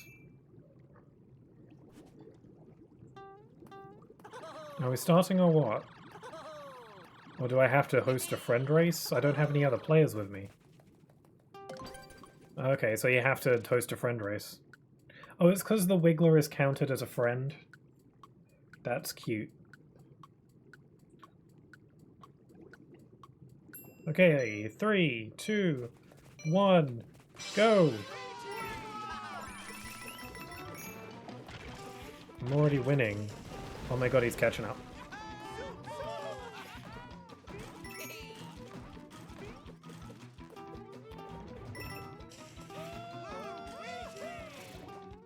Oh, he said my name. Which is not my name, it's Luigi, but still. Oh crap. I always find it interesting when they actually say the character's name, because that implies that they have separate voice lines for each playable character, and there's quite a bit of them. This game has a lot of playable characters. When you're playing as one of the Yoshis, do they specify the color of Yoshi, or do they just say Yoshi?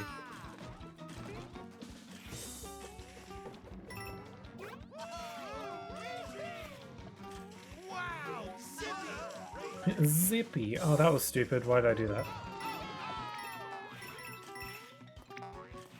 Crap!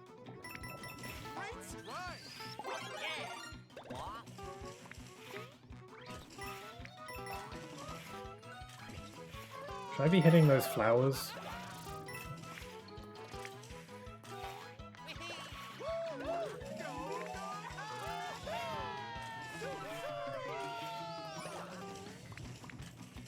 I have to hit the top of the flagpole.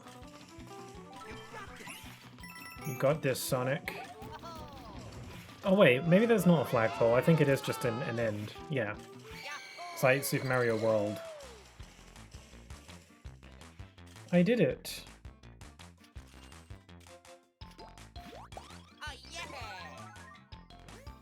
Oh yeah.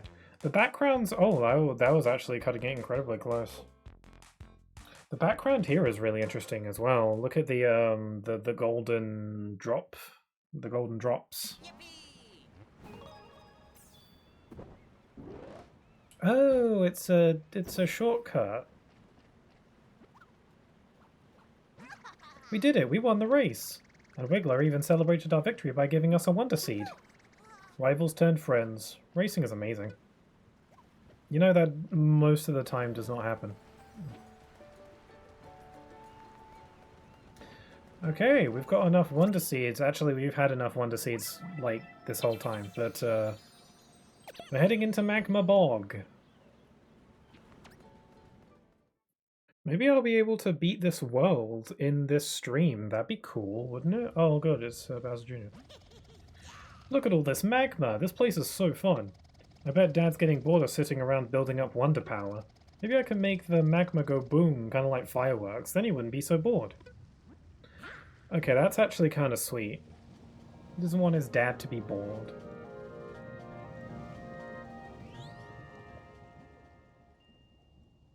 Yeah, that's sweet.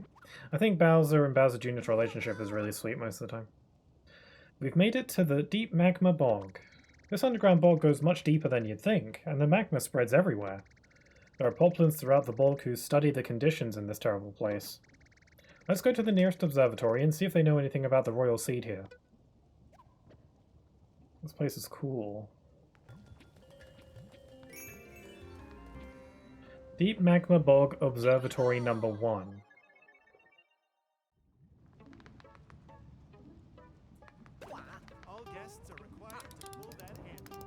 Oh, there's another pixel Florian. I've been seeing those a bunch. I'm not really pointing them all out though. Well, we need your help, Prince. Strange things have started to happen in Deep Magma Bog ever since someone attacked the palace here. The magma is getting hotter and hotter, and the bog's ivy is feeding off the heat, growing out of control, getting scragglier and scragglier. We're all in serious danger. That darn Bowser Jr. must be causing more trouble, and I bet the royal seed is inside the palace with him. Please, take back our palace, Prince, and save Deep Yep, that's what he said. Deep Magma Bog. And here's a Wonder Seed too. I hope it brings you luck. It ain't got nothing to do with luck. Oh yeah, I did it.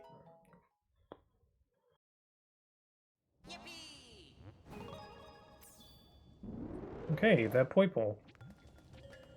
It's kind of like Power Moons in Odyssey, where they change color for each kingdom. What's this? We've got an item park. It's one of those ones where you have to try and find the hidden stuff. These ones are kind of tricky. They've given me a bunch of items to use. Try using the drill. Drill! Oh wait, I'm supposed to use the elephant to break through the bricks, right? This is kind of cool. They give you a bunch of power-ups to use.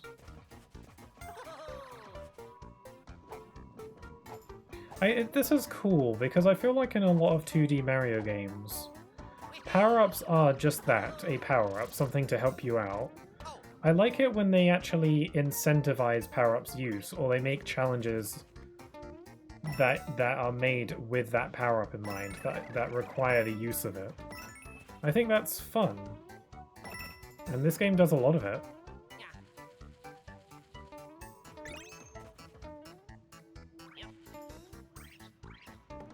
Okay, how do I get up there? With the drill, probably. Drill! Okay, now what? Can I drill in here? I guess not. Can I get it with bubbles? Maybe? I don't know how that works, but... I'm gonna sneeze. Yeah, excuse me. That sneeze caught me off guard.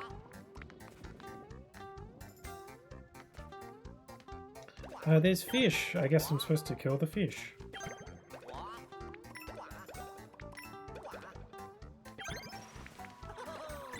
So this was cool, like creative uses of all the power-ups. Okay, I don't know where to go now. Also, bless you, thank you. Appreciate it, a little bit sneezy. I think I sneeze more than the average person. I don't know. I feel like I never hear other people sneezing.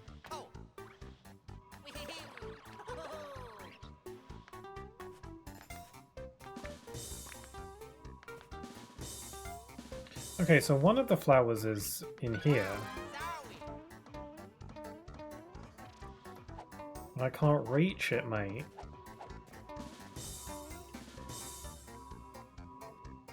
Maybe I need the spiky thing. Oh! How was I supposed to know that one was breakable? That's not usually a thing.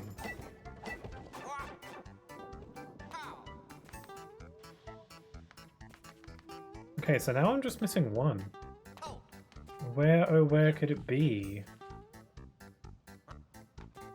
I really don't know.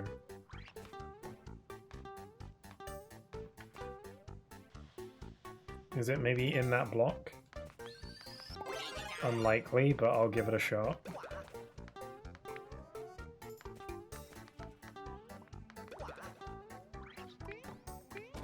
It was not.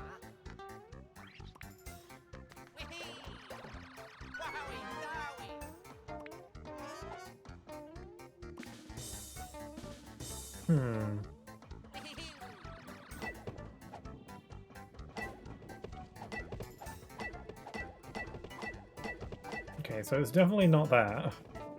Am I maybe supposed to bring this thing, like, way over here? No, it just goes against the pipe.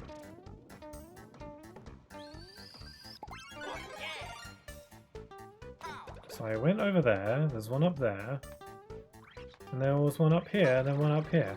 I don't even know where else one could even be. Where could you even hide one? It's got to be something to do with these pipes. Oh, can I push them? No. Can I push them this way? No. These pipes weren't doing anything, were they? I don't think they were.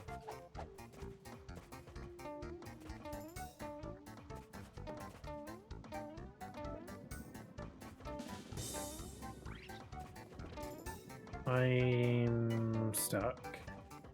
Maybe one of these secret gaps I can slide into. No, maybe I'm too big.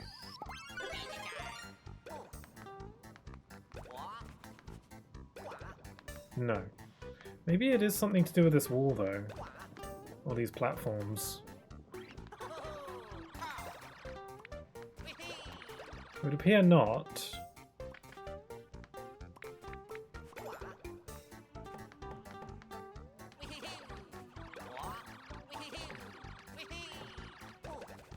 I don't know. This is really hard. I don't even know where it could be. There's nothing else here. Maybe it's something to do with the drill, actually. Like, I can't drill into the pipes.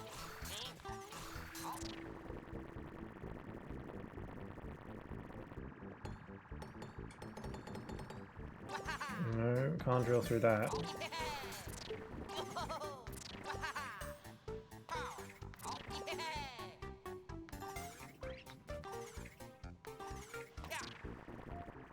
If you can drill in there, doesn't do anything.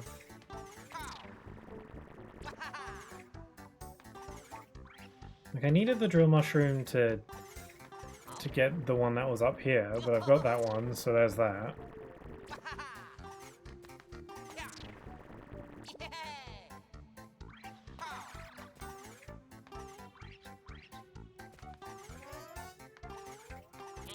I don't know.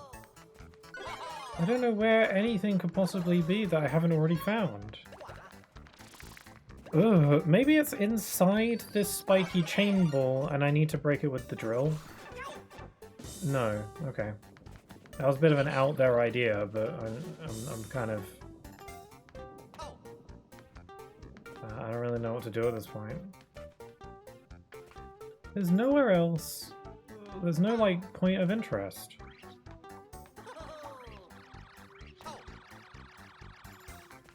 It's gotta be these pipes. They haven't done anything. I can't push them. What can you do with pipes? Bubbles don't work. Using the drill doesn't work unless I can drill under them. No. And then the elephant doesn't... I can't push these. And I can't do that.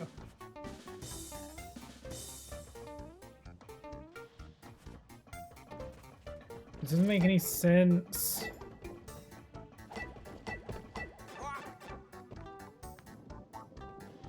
I feel like it's this wall. Because it looks kind of odd. Because it's like it's got this one block, and then another block, and then a block up there, and then it goes to the right, which is kind of a weird pattern for the blocks to be aligned in. So maybe it's something to do with this wall, but I don't know what... I've done everything. I don't know. Try drill into the middle moving platform on the right. When it touches the wall, go into the wall. I think that's exactly what it is. Thank you. That would have taken me ages to figure out, I think. Wait. You're right, because you can drill into these platforms, can't you? Whoa, okay, that is super sneaky. Yeah, I don't know if I might have figured that out eventually, but boy, would that have taken me ages. So thanks for saving me some time. That's a really sneaky spot. I did try going into that wall, but I didn't think to drill under it. Okay, so this here's the castle. So we gotta go down from here. But thanks for the tip, Venomous. Nice to meet you. Okay, let's do another badge challenge. Floating High Jump 2, the sequel dequel. I just happened to see it while you were jumping over there. Really? You could see it? Oh, right, the platform, right. Wait, what badge is this? I wasn't paying attention. Oh, the flutter jump, right. The new Super Luigi U jump.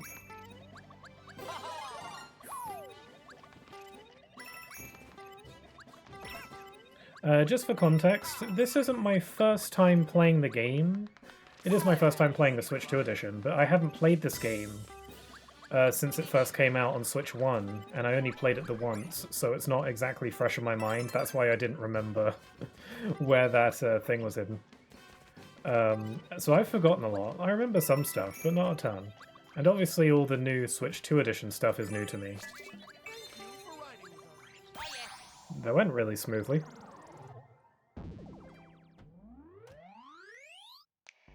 Ba-ba-da-bum-ba-da-ba-da-dum.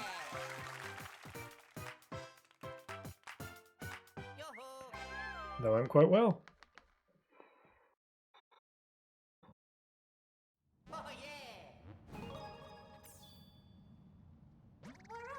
Looks like you mastered that badge. Do you want me to wear it? No. I'm playing badgeless, by the way, for some extra challenge. What's going on here? Ugh, I can't reach my friend because this boulder is blocking the way. Normally I'd smash it into pieces, but I'm so dried out right now I'd probably hurt myself trying. If only I had some flower coins, that would perk me up in no time. I got you some coin. I'll take your bribe. Yes, I can feel my power blooming 10 times over. This is just what I needed. And now? Roar! This guy's gonna go Super Saiyan as well. And Luigi's like, thank you. And the power's gone. I'm back to being all dried out. At least the boulder is kaput. I can probably get in touch with my friend now. So hot. Deep Magma Bog Observatory number 2, the sequel dequel. Prince, I'm amazed you made it through all the ivy. Can you believe how super scraggly it's gotten? It's scraggly, alright.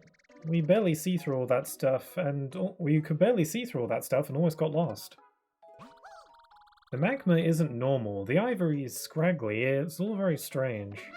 I found something tangled up in the ivy, though. You can have it. Please, do something. Scraggly. They keep saying scraggly. It just reminds me of the Pokemon Scraggy. And I think it's, isn't it the evolution of Scraggy called Scraggly? Well, no, I think it's called Scrafty? I don't remember. I don't remember. If you get lost while in the deep magma, press L to check the map. Okay, cool. Where the Rumbas rule. What is a Rumba? Oh wait, it's triple R, so it's Rumbus. Oh, it's like the rock mushroom from Galaxy 2.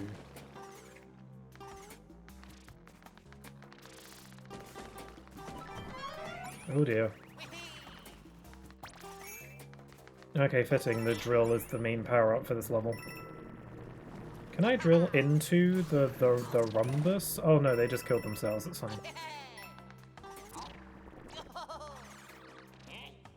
Ooh, can I push this? Nice, that's cool. Oh, what? Oh, I can drill under it. Cool.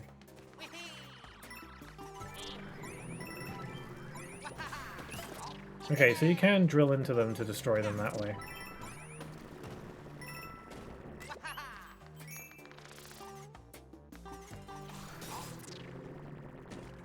Scraggy evolves into Scrafty. Yeah, that was the one. I think Scraggy is kind of cute, and then Scrafty is kind of cool. Scrafty is kind of, you know, the edgy teen phase though.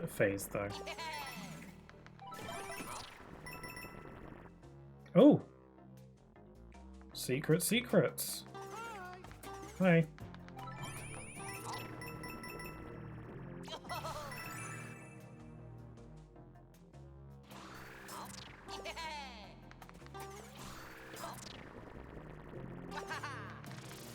Man, I'm really excited for Pokemon Winds and Waves. I feel like I bring it up every now and then.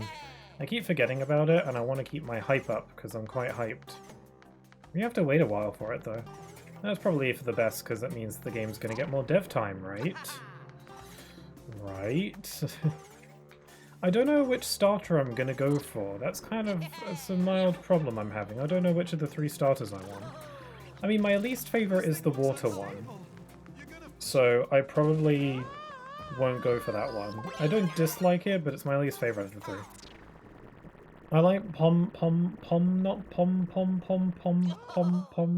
it called? Pompon. Pompadom.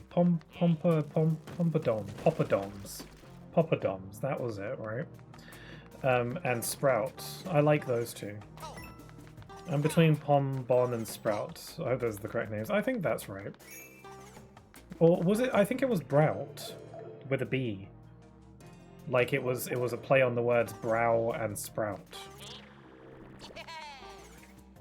Because it has the eyebrows, the Angry Birds eyebrows. Oh, a secret exit. Bro, you're right. Yeah, I'm torn between those two. I think it matters. I think it all depends on their evolution. You know, because if they evolve into something but ugly, or, you know, not pleasing, then I might not want to go for them. A part of me kind of wants it to be a surprise and just pick whichever one I like, but I don't know. I feel like I don't want to get stuck with a Pokemon I'm not fond of. But then maybe I would grow to like it. I would grow to like who they are on the inside or whatever nonsense. I don't know. Because Brout's a cute little Angry Bird thing. But Pombon is a cute little dog. I hope that they remain... I hope that Pombon remains a quadruped, though. A lot of people are sick of them making the starters bipedal. And I get it.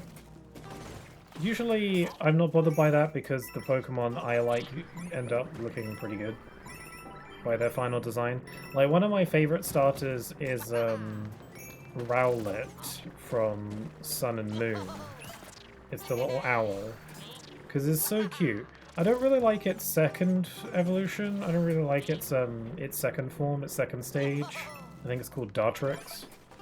Like it's like, I'm not really, I don't really like that much. But I love its final evolution, Decidueye, because it's like a cool Robin Hood Archer kind of situation. It looks awesome. And he shoots arrows with his wings and his feathers. It's cool. This thing looks unstable. The flowers all scream.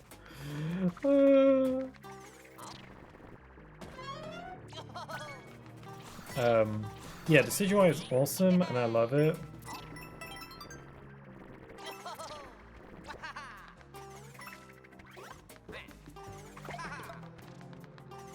Okay, how do I push this the way that I desire? Oh. Oh, I could probably get this guy to push or destroy it.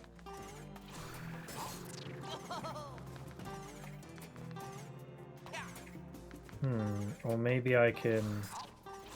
Or maybe I'm supposed to go in from the other side?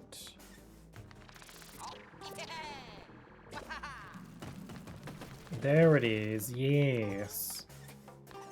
Oh, yes. Oh, this looks dangerous. And it was! Nothing I can't handle, though. Okay, let's keep going. I'm doing quite well. I've got all the flowers. Now I just need to... the flower coins. Now I just need to find the Wonder Flower and beat the level. Easy peasy lemon sausage. And there it is.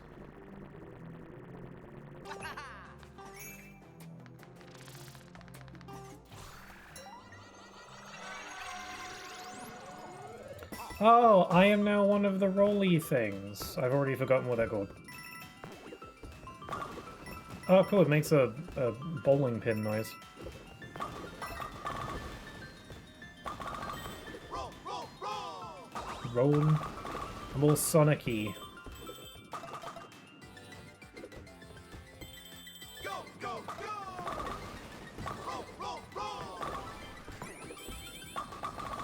Go, go, go! Oh, I wish I could go all the way around.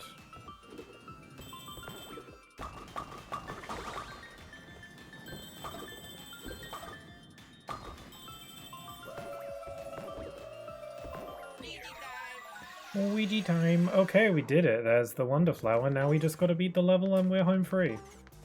Hold on, my secret senses are tingling. No, they were wrong. I got a little crowd going on there.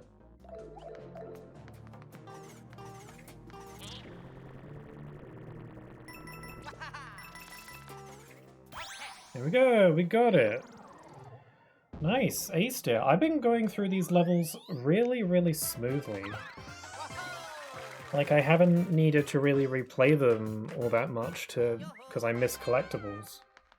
The only time I'm missing collectibles now is if they're unavoidable. Or if they are avoidable and you can't get them in a single run.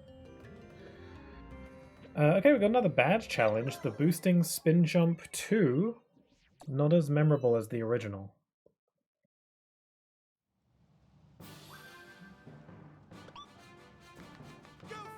This is kind of like Rosalina's Spin Jump, which is a lot more fitting now that Rosalina's actually in this game.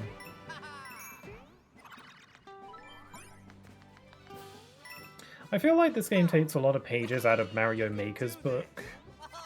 Even though the entire point of Mario Maker is that its level's not made by Nintendo.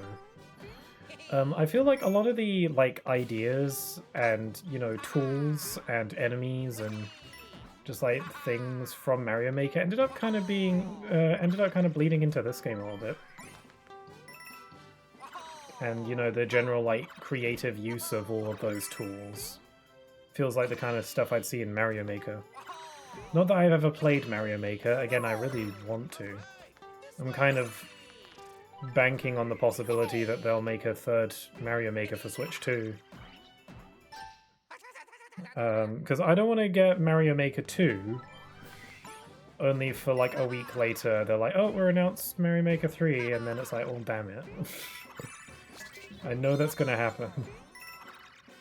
They could do a Switch 2 edition of Mario Maker 2. Maybe. I feel like they've got to do something Mario Maker related for the Switch 2, because I feel like the mouse mode is kind of perfect for that, and it would address one of the biggest complaints about Mario Maker 2, with the fact that because the original Mario Maker was designed with the Wii U gamepad in mind, when playing the game on TV mode, it's a bit harder to make levels with, you know, standard controllers with no gamepad. Apparently it's pretty good on handheld mode with the touchscreen, but still. And I think that having the mouse controls would essentially fix that problem.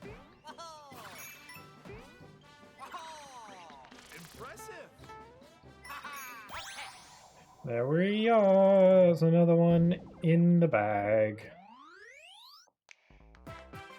Bum bum bum bum bum bum bum bum bum bum bum. I'm going through this level at quite the brisk pace today. Or this game, I mean. Did I say level? I think I did. Looks like you mastered that badge. I do not want to wear it because it looks silly. Rarg in the Ruins. They're really just coming up with all sorts of crazy creatures in this game. So many of the creatures in this game are new to this game. Oh, look at this. This is cool. There's invisible blocks here. I'm pretty sure Mario 3D World did something similar to this already. But still cool. Oh, it's like a dog. Oh my god, it died. That was so sudden.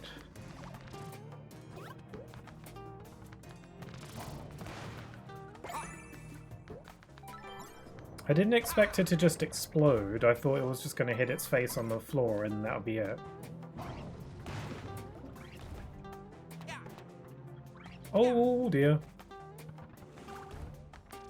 Whoa, that was fun. I almost died.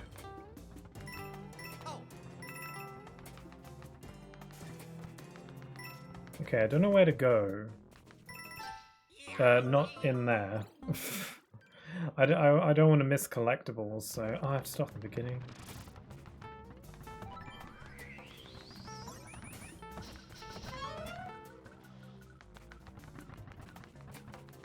Oh, it's not that they're invisible, they're just literally not there unless I'm standing on them. Or if I'm near them. Interesting. I think I'm gonna sneeze.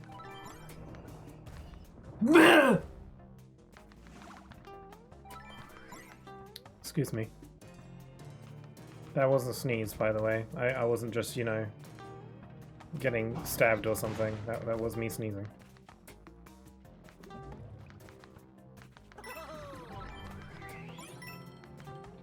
Ah!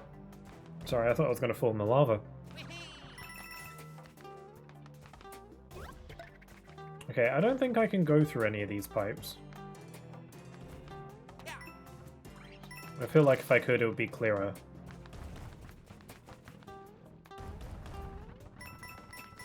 Can I go through this one? I mean, the end of the level is right there to the right, so this has got to be something...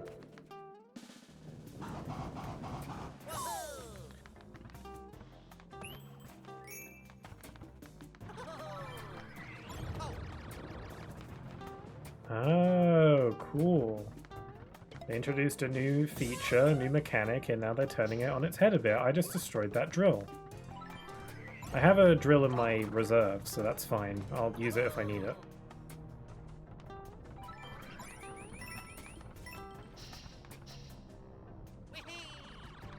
The background here looks interesting too. Look at some of the plants in the background. It makes it... They kind of look like seaweed. Like kind of like underwater plants, but lavary. But we're not underwater, obviously. It's kind of cool. Like, kind of coral.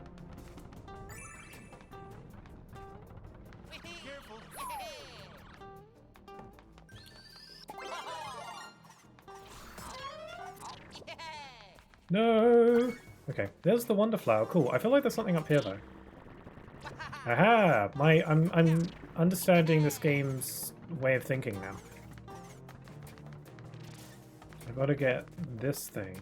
Good luck.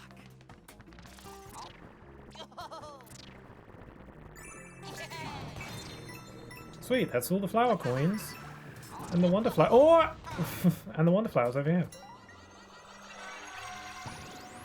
Oh, it's another Zelda top-down one.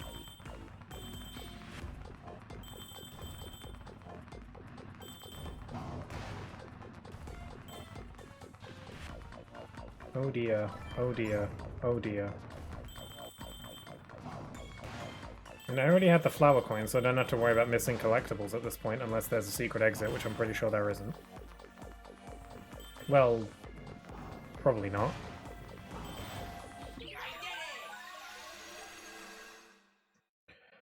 Yippee! Hi again.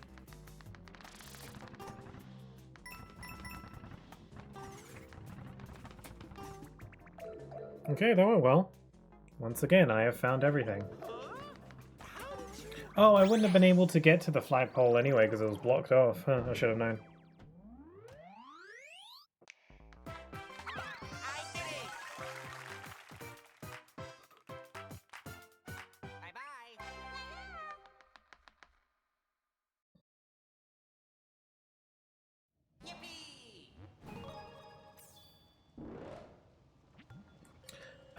Hold on, I'm just going to check the course list so I can see if I've actually 100%ed all these. I have. Where am I now? I think I want to go this away. Scorched area. If you get lost, from there you can select a course, jump right into it. Okay. Gather coins with the coin magnet badge. Get one here at Poplin Shop, where we sell everything. Cool, I'll buy you a crappy little badge that I'm not going to use. Actually, that sounds pretty useful, but I'm still probably not going to use it. And I'll buy some standees while I'm here. Welcome back, Tiago. We're in, like, hell. And stuff.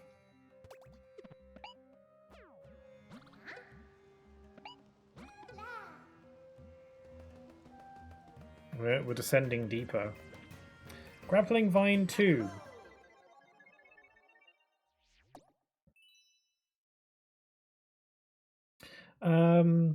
Tiago, we were talking about some of the games we've been playing lately. Have you been playing many games lately? I know you've been playing some Monster Hunter. And you recently did some serious stuff in that game. Ooh.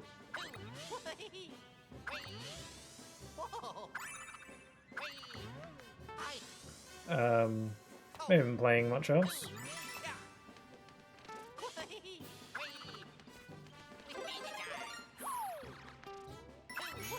Great!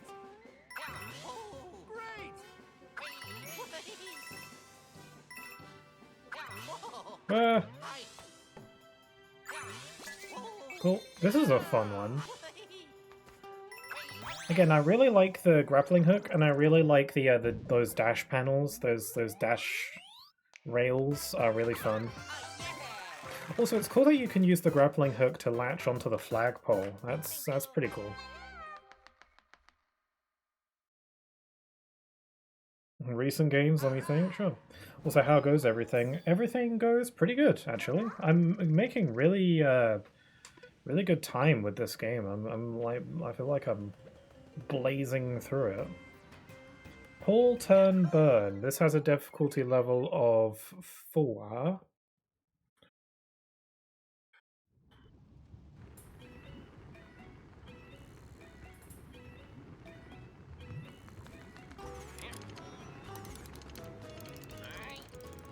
Ooh, music's cool. Okay, we've got bubbles. I think the bubble flower is one of my favorite power-ups in this game, actually.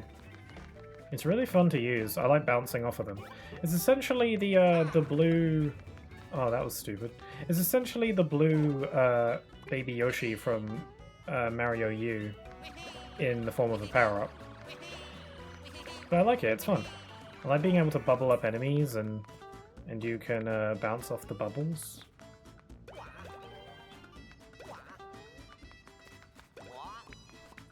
How do I get this? Damn it. I got it, but I died. I think I was maybe supposed to either kick a Buzzy Beetle into it or use it as a platform and it's in the lava.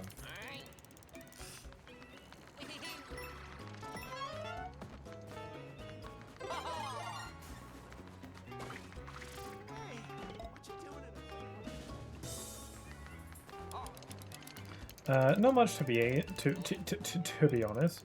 Beyond Wilds, there's HD2. Oh, Helldivers 2.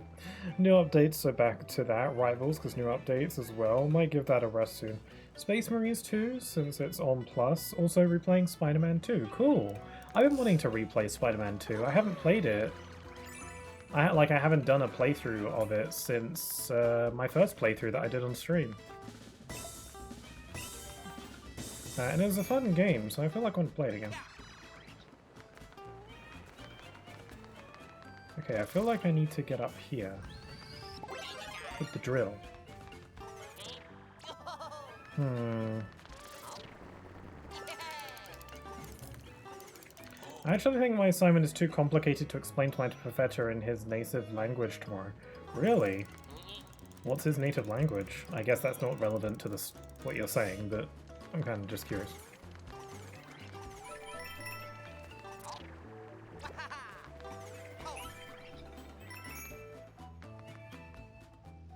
It's supposed to be the least complex course.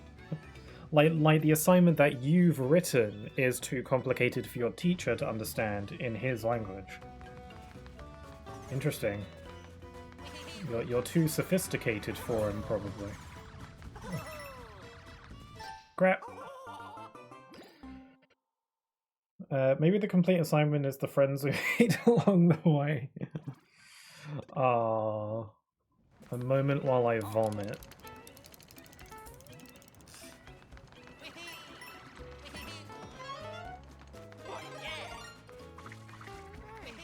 I keep dying. When will the dying stop? I don't know what accent I'm doing.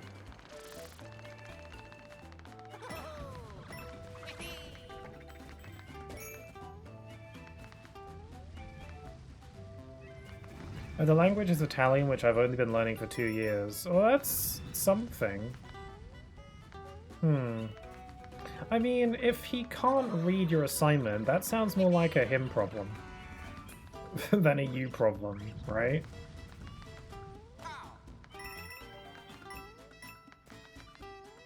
He's you know, he's got to figure that out.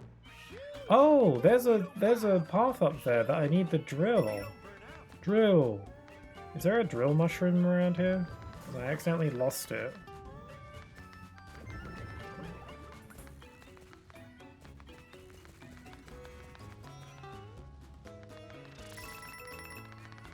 I might have to do this level over again. Yeah, I'm just going to do it over again because I need a drill. But you're right. Anyway, there's one thing I've learned: try until the last second, you'll sleep soon enough.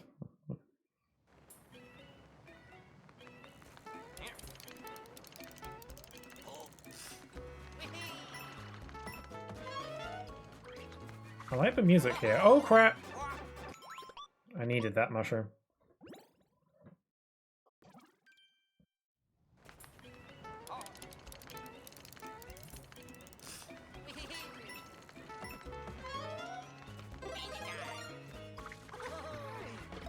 Oh, I have to do this over again? Hot darn, okay. Restarting the level took away my flowers I collected.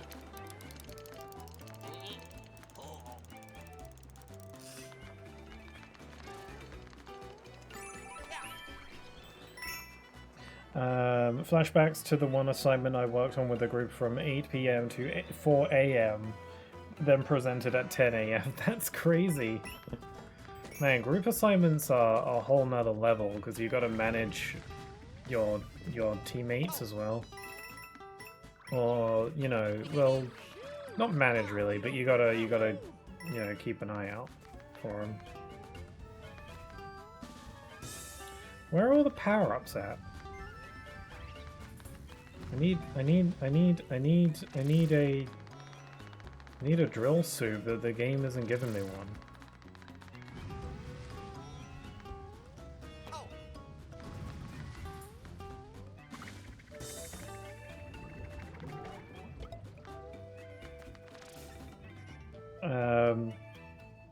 There was this one assignment back in 2025 that I had my group and 4 other groups actually camping in uni. Oh, it's like a slump party.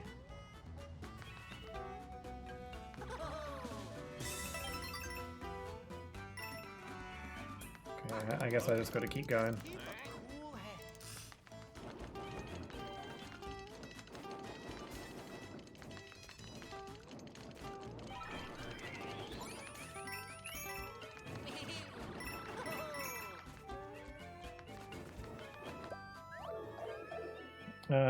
What you know about lads? If we don't pull this all-nighter, we are fried.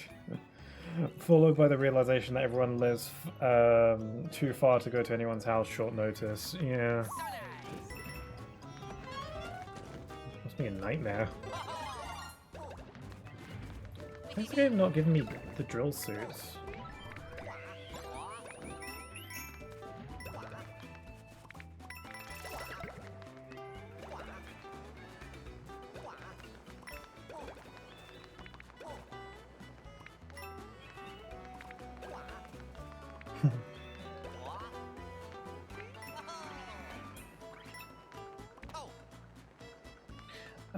So funny.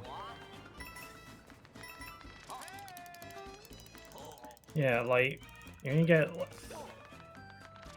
like a few hours of sleep if you got to present at 10 AM on the same day. Okay, I gotta be fast. Oh, okay, I'm fine.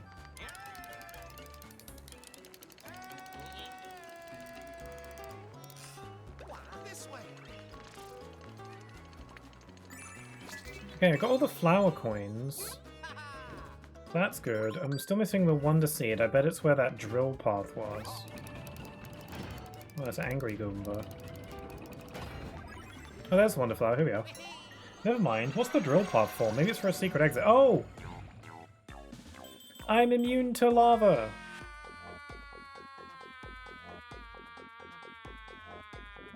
Wow! Luigi's scream. I don't think I'm timed, am I? Followed by deciding to stay in uni from 5:45, which is the time classes usually end, until the next day at 8 PM, then go home at 9 AM and be back at 12:30 PM to have classes until 5:45 PM, then go home and then sleep from 8 PM until the next day at 10 AM. Did we finish the assignment? Yes. Did we submit in time? Yes. Did we all go saying around 3 AM? Yes. The things you do for assignments, man.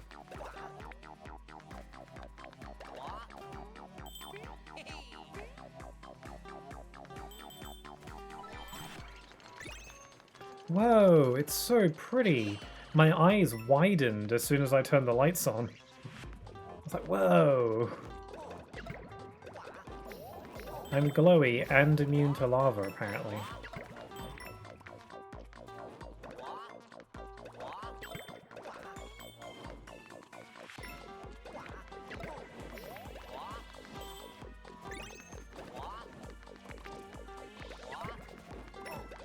Oh, crikey. Last time I didn't explain my project sufficiently. My professor went on to complain about me and 2 other students to room of people for 30 minutes. He's strange. That's sucky. What on earth made him think that that was a good idea?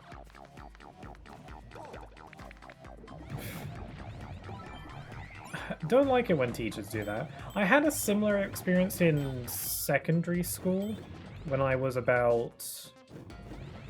I think I was... How old was I? No, it wasn't secondary school, it was primary school. So when I was really little.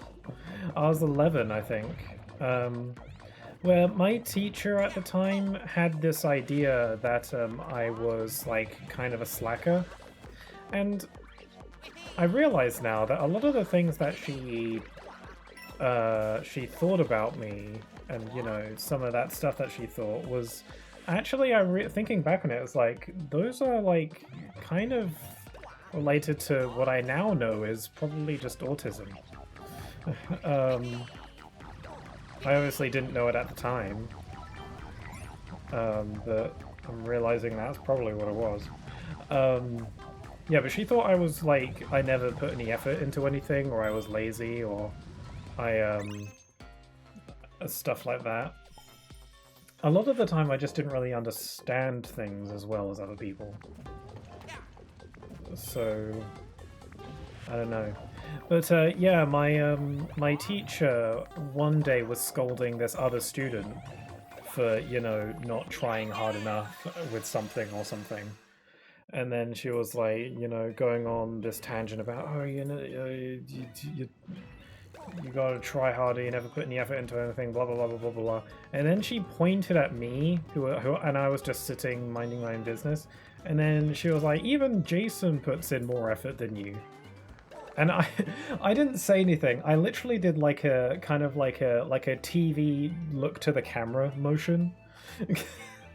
But like, instead of looking at the camera, I was just looking at to the rest of the class, and I kind of did like this kind of hand gesture of like, what?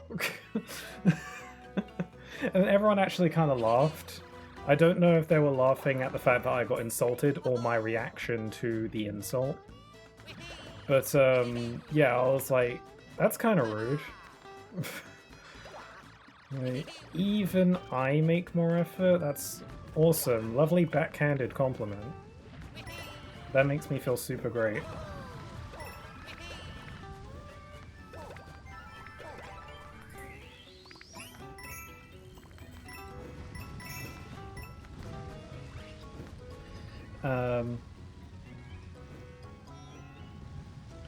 The message about each chicken ceased to exist. Ah. But half a chicken was consumed at midnight and the other half was around 6 AM. Oh, okay, cool. Yeah, at least you're well fed. In primary school specifically, I got a lot of that for being autistic. Yeah, I guess I never really noticed or realized.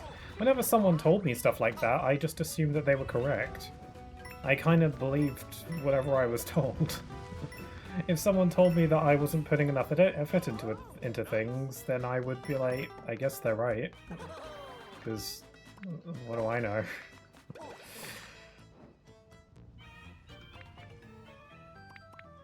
A whole chicken each. Oh, a whole chicken each? You're not even sharing it? You're just having one each? What does she mean, even, Jason? Yeah. That's mean. Yeah, it does suck when teachers do that. Oh boy, the treasure chest of comments teachers left to me and some of my classmates. Yeah, some teachers just be like that. You get good and bad teachers. It's true of any person, really. Even if teachers know their stuff and they can teach, it doesn't necessarily mean that they're the nicest person.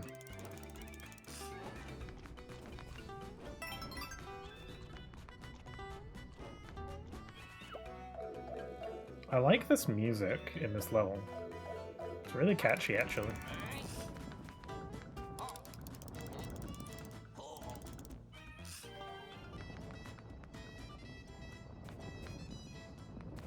I feel like this level was really long as well.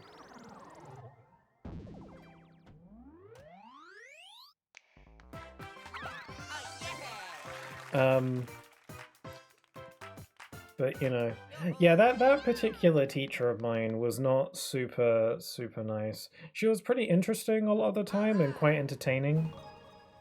But other times she gave me anxiety. Yeah, I did not care a ton for her.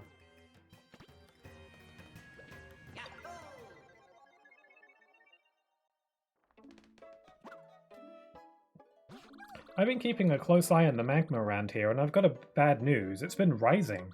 Please take back the palace before things get much worse. Here, this Wonder Seed should... I can't talk. Wonder Seed. Wonder Seed. I like how they just give you a Wonder Seed for free. For the low price of free.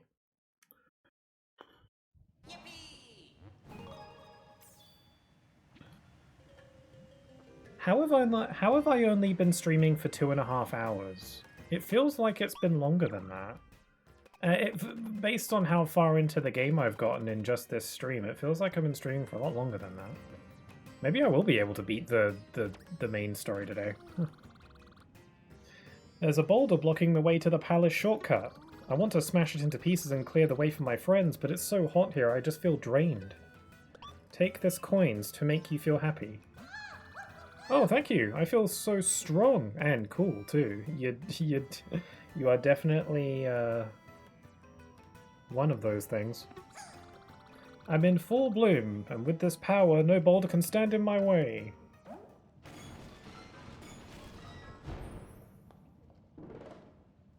Honestly, it's one of life's canon events to not get along with at least one teacher. Be right back if I don't return. Have a good and stay safe and run. Sure.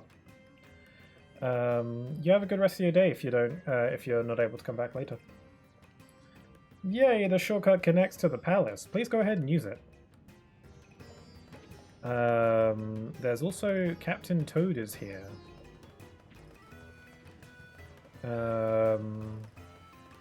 So I guess, where does this pipe go exactly?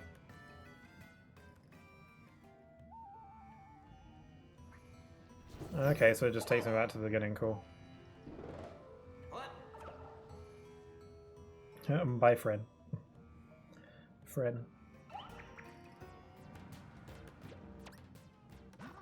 Hot! I'm roasting to a crisp from all this magma. Those fiends wouldn't enter a place like this, right? It's too scorching. There's just no way. I think it's about time for old Captain Toad to give up the search here. Hmm?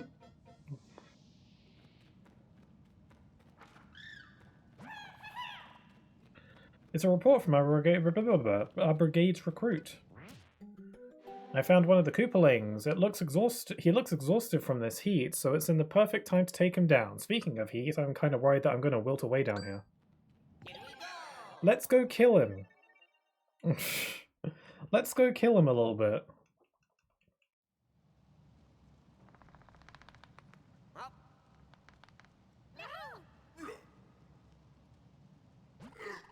Prize belong to Morton. You know can have. I forgot that's how he talks. Morton fight to keep prize. And Morton have secret. Secret is boss powers, wonder power. Oops, now not secret. No, I knew. Everyone knew. So what's he gonna turn into? What's going on? Oh! Oh, he's a giant puppet! Oh, weird! He's like Pinocchio. But, you know, not as wholesome.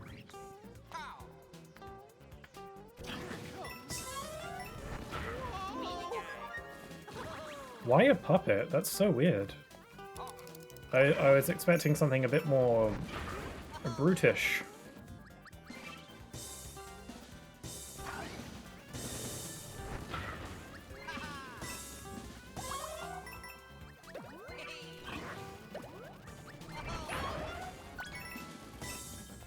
Okay, so far so good. There's no collectibles to find in these boss levels, so I just gotta keep going.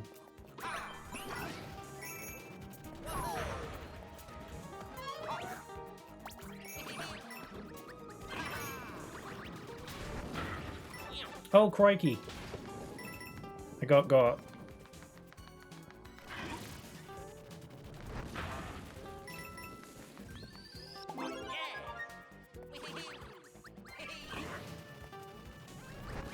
I want this pulley thing.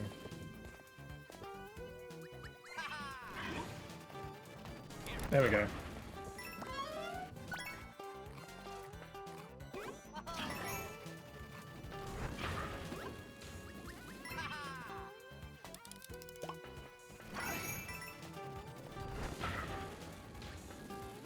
This was quite fun. Okay, now time for the showdown. What you got?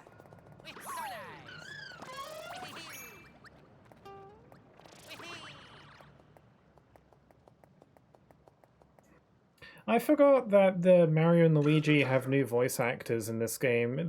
He does such a good job that I kind of forgot that that was a thing that this game did. Morton, squash you flat. Oh look, there are Lakitus that are holding up the strings. I wonder if that's relevant to the fight or if that's just a visual detail. Oh no.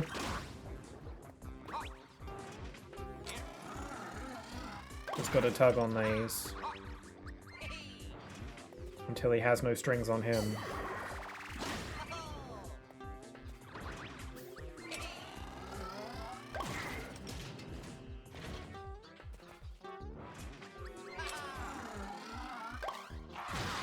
Oh, this is a fun fight. I quite like where this is going.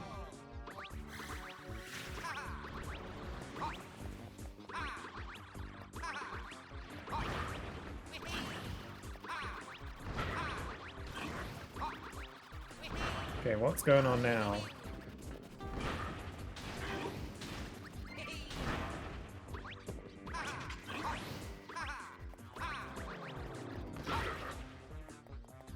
Okay, we've got to get more of these. Oh dear! I don't think I can jump that high. There we go.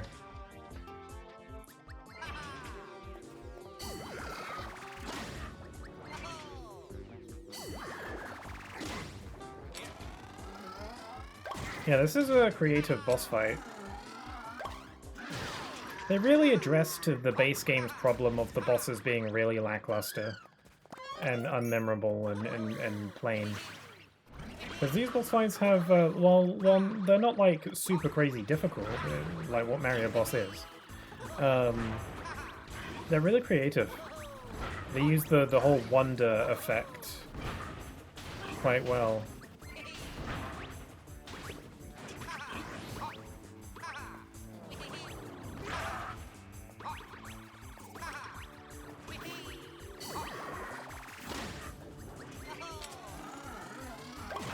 Okay, this has got to be the last phase.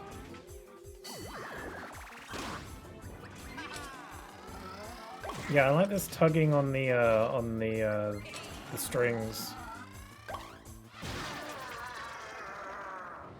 I don't think I got hit that whole time. Yeah, so not super difficult, but I had fun. And that's what matters. I mean, who knows? We might have to fight, like, souped-up versions of them at some point, for all I know.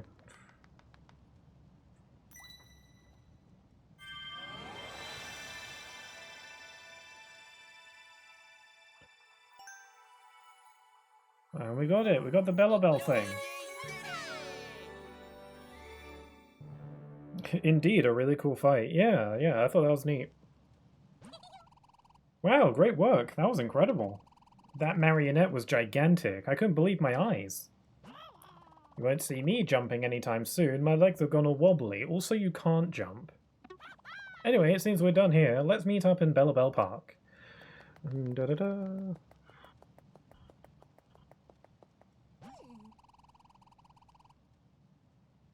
They beat all those baddies one after another. They're as cool as the captain. Maybe someday I'll be as helpful as them. Ah, it's good to have dreams, even incredibly lofty ones.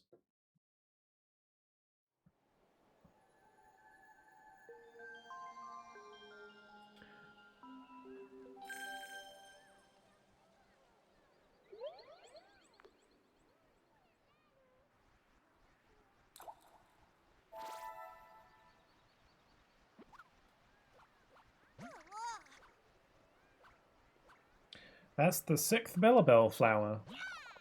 Thank you so much. That means we have only one more left to find. Oh, hold on. Where's the new recruit? We were all just together. Hmm? They already gone? Oh. What? It's from the recruit. And it's the most urgent report yet.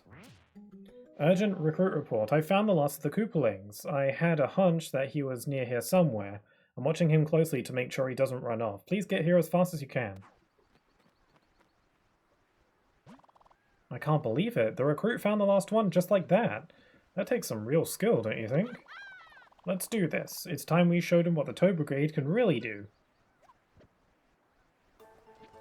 I think I'll save that for later. I want to make some more progress in the main plot. Because I want to, you know, divide the progress up a little bit between the new stuff and the old stuff. I've made a new discovery.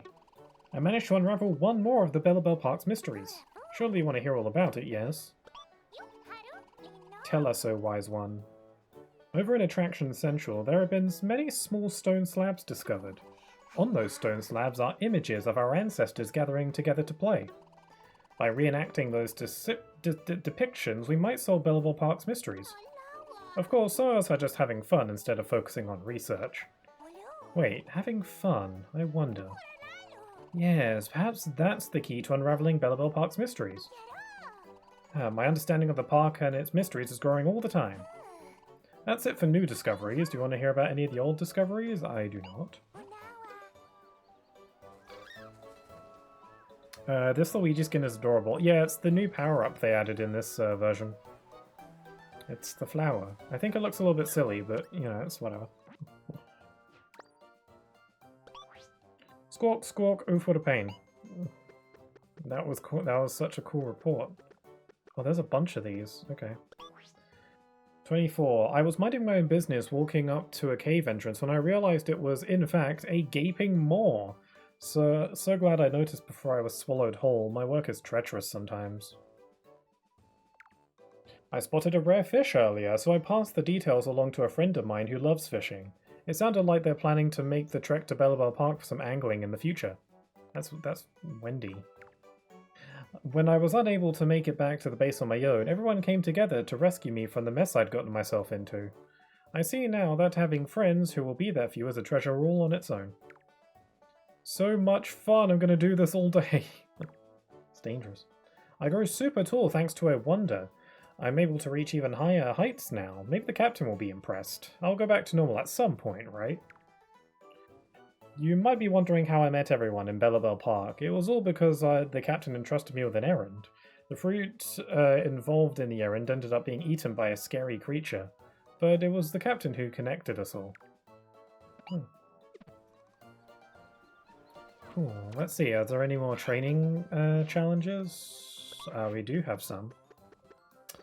Where the Rumbas rule drill form.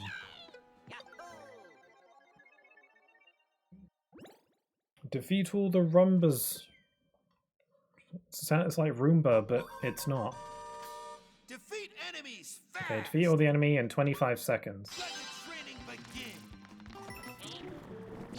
Wait, how do I kill it? Okay, I can drill them from below.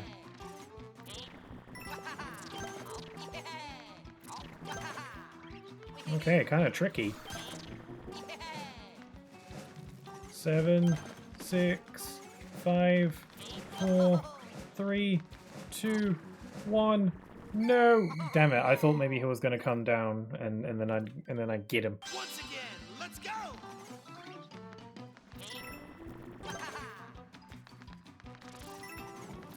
Oh crap! Let me start that again. Let the training begin. You know, it's been a while since we last had a Nintendo Direct. When was the last one we had? I'm trying to think on that. I think the last Nintendo Direct I did was the one where I made it was the one where I made what's it called? A bingo card. I think. Or was there one since then? I don't remember. Like, I'm talking like major Nintendo Direct, not like the indie or partner showcases, like the big ones. I feel like it's been a while.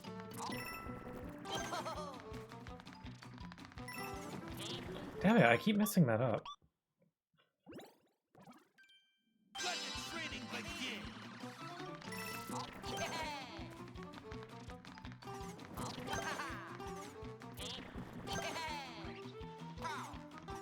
Oh, that's gonna cost me. I'm wasting precious time. 6, 5, 4, 3. There we go.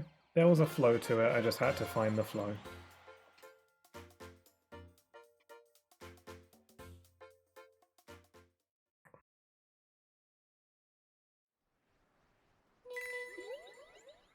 Oh, cool. I got stuff. You cleared even more training courses. That means your rank in our brigade has gone up yet again, of course. Take the next patch. You've earned it. Aw, cute. What about all the other patches? Are all those patches for doing the multiplayer? You finally become an expert member of our brigade. I always believed in you. And yet, you will now see even more training courses that will really challenge you. I know you can do it. I believe in you. Just remember what I always say. Give it a go with gusto. Truly outstanding. Our rank in the brigade has gone up once again. We're so trained up now. We'll surely be able to stop Bowser's rampage. Sounds pretty chic. Let's see. So, I want to buy and see if we got any like instruments or something. There's a badge, coin reward, and coin magnet. We got some flowers, no instruments. I was hoping maybe we'd get an instrument.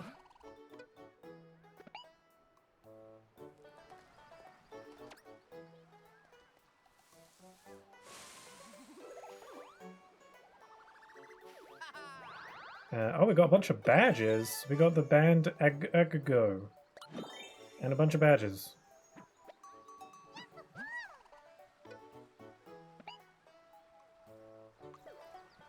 That's all my drops. Oh, we got another report.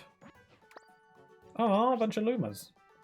Some of the top brigade members and I were in the middle of a survey when, poof, we were floating in space. We couldn't tell up from down, so navigating was super hard, but thanks to the guidance of some Luma Brigade members, we made it out okay. Oh, some of the Lumas joined the Toad Brigade, that's cute. Also, I love the toad that's in the sleeping bag here. That is cute.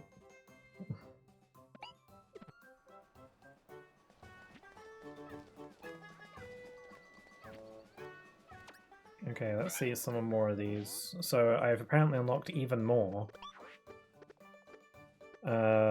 Sproings in the Twilight Forest. Yeah, let's deal with some sproings. Sometimes coins emerge from wow buds. Collect every coin within 35 seconds using the roller skate. Let's go. Oh, this is hard because I can't... Everything is silhouettes.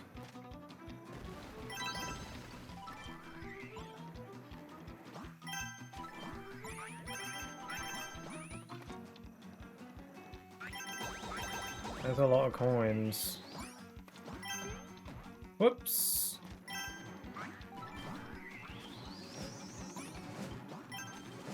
Six, 5, 4, 3, 2, 1. Whoa! Oh my god, I had... What is that? 12 milliseconds left. I didn't think I'd actually pull that one off. Wow, literally. Skin of my teeth there. Damn. Okay. Flight of the Blooms. Let's get the blooms.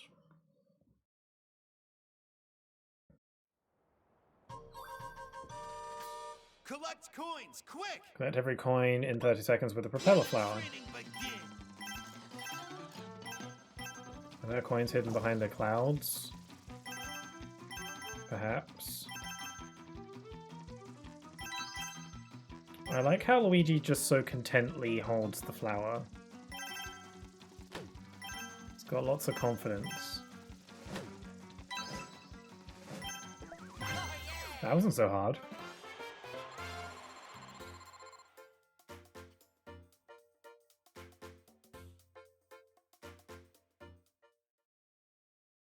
Nice. That one was pretty easy considering it was like a level 4 in difficulty. It wasn't that hard at all, I think. Oh, we got a coin master patch. Oh, that's what those patches are for. For doing all of the coin challenges. Okay, so that's all the coin ones, so now I gotta do all the shell ones, which I have not unlocked yet, so let's do these. Badge Grappling Vine 1 challenge.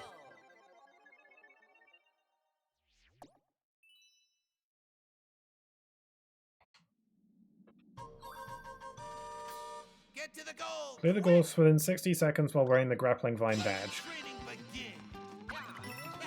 Okay, so this is just the badge challenge, but with a time limit?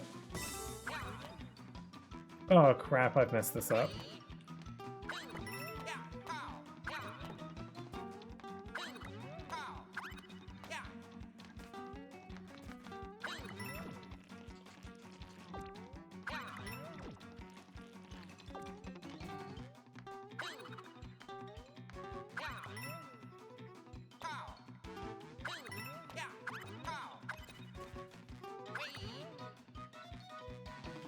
Oh, whoops.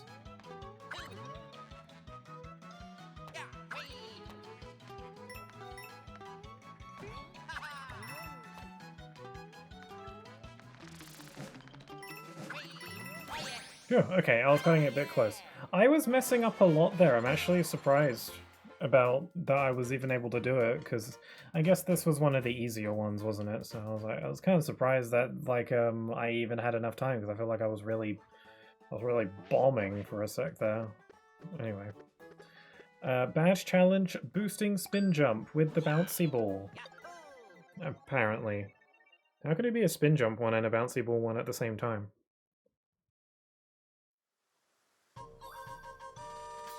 Get to the goal! Clear the course within 30 seconds using the bouncy ball.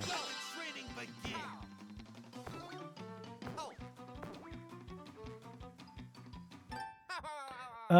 I'm confused. Once again, I can't spin jump if I'm a bouncy ball.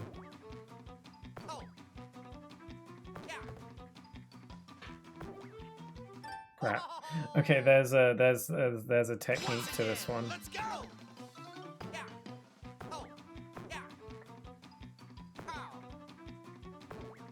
There we go. Maybe the spin jump badge just is what makes us bounce off walls. I feel like I'm going too slow.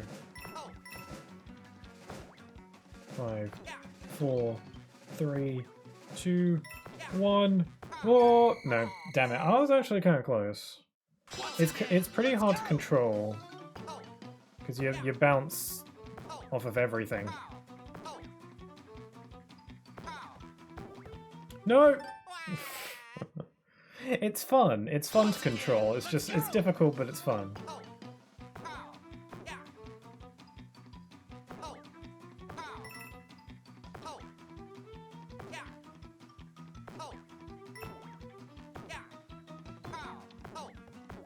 Whoops.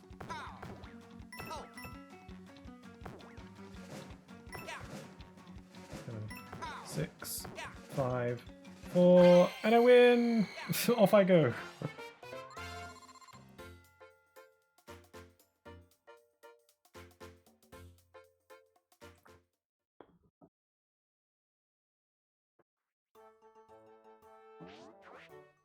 Okay, so that's that one. Invincibility challenges. I like these. Out My Way Valley. This one apparently involves a fire flower.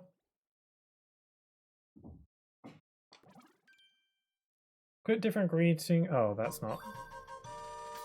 Stay invincible all the way to the goal! Okay. Let the training begin! Oh god, they're pushing blocks at me. Great job! Oh yeah, I gotta stay invincible the whole way.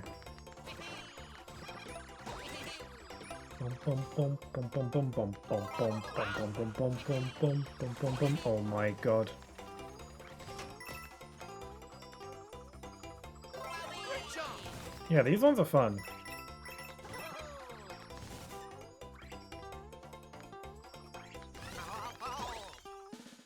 Oh no, that one was in ice.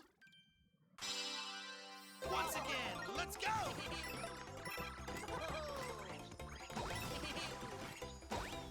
Okay, I'm already making better time. Okay, that was cutting it a little bit close.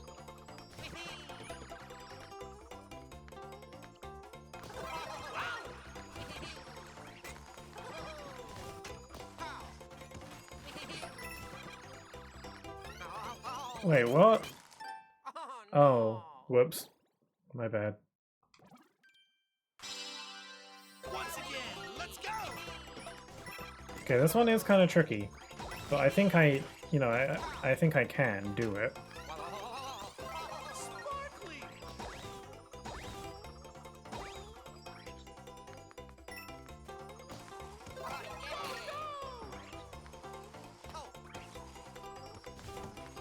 I don't have enough time. Ah, no, it was there. Oh, that was a cute snowman in the background. Once again, let's go!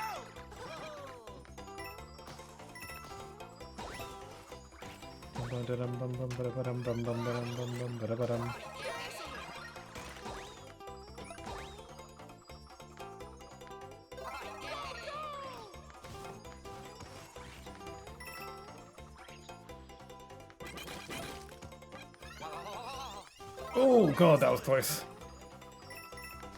Okay, this is about where I was last time.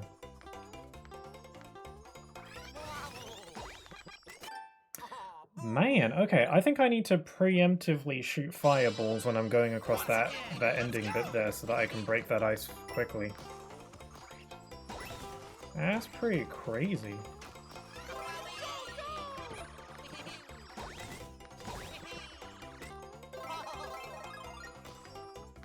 Oh man. No, this is going so well. I'm gonna go back. I can't. God damn it. No, I can do this. I got this. Once again, let's go!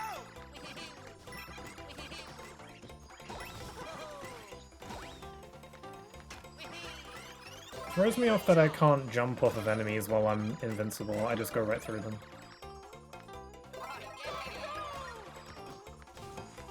Whoop! Saving some time.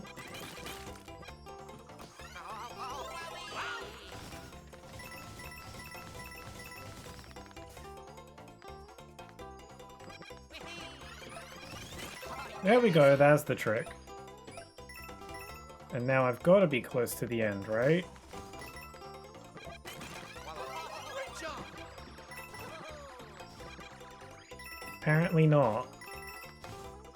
Yeah, I wasn't going to go for that star. I was like, I'm just going to go for it. Because there's... I don't know, I feel like maybe the game would have wanted me to backtrack a bit. I feel like it might have been a trick. A trick star. Catch you out. That was a fun one. I like the invincibility ones. Those ones are really fun. Because the invincibility star is otherwise not used all that much in most Mario games. This game uses the invincibility star in more interesting ways than like any other Mario game I've ever played. That's just, yeah, I like it. Okay, so this is a badge challenge. What's this one? It's the double jump and the parachute. Avoid the enemies and get to the goal! Avoid the enemies. Training begin! Okay.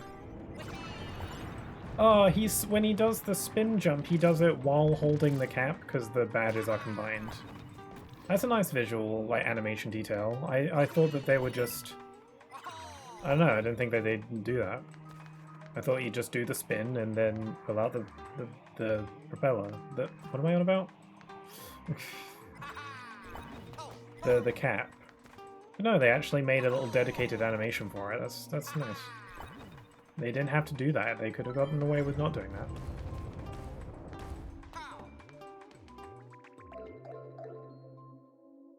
So far, so good, y'all. Whoops.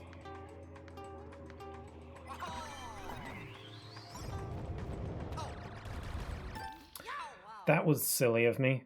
I was getting a bit too in the groove.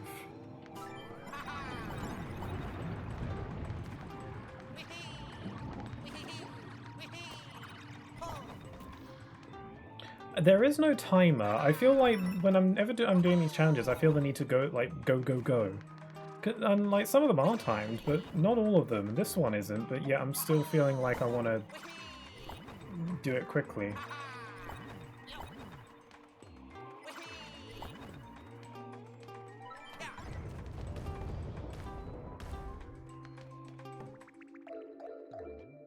Mana, mana, mana.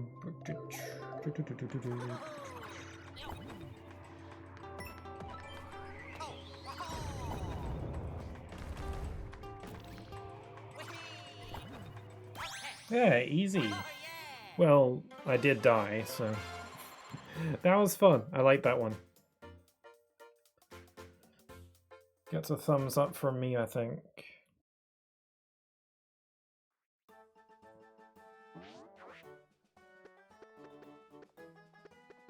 Okay, now I've got Flight of the Blooms with a parachute cap and no touching coins, which I am probably going to immediately forget about and touch a coin. But now that I've said it out loud, maybe that won't happen. Avoid the coins and get to the goal. Okay, clear the course, avoid the coins while wearing the parachute thing.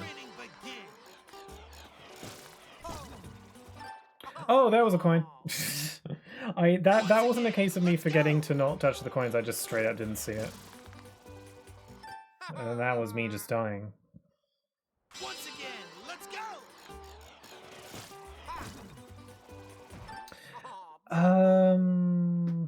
Once again, let's go. I'm getting the timing all wrong. Also, this one isn't timed. And here I am trying to rush through it, so I'm dying. It's not even timed, so I don't know why. No. Damn it, didn't make it. Once again, let's go.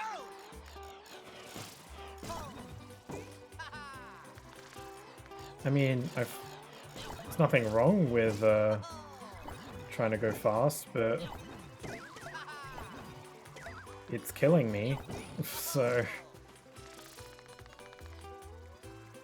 One of my favorite things about this game is the little tappy sound effects when they're running. The little tippy taps when going full speed. It's one of my favorite little things about this game. I'm sure like almost every game has that to an extent. That was silly of me, I was being silly. Okay, let's try again. Yeah, start from the beginning.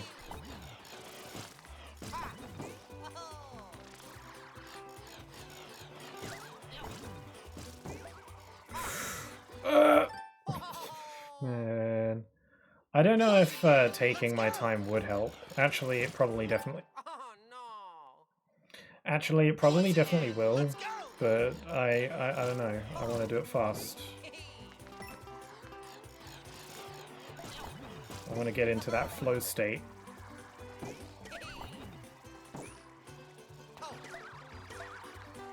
Okay, good thing I don't have to do it fast, because I would have just cost me a lot of time then. There was a coin! I didn't see it. I don't know how I didn't see it. They've got like a blue aura around them.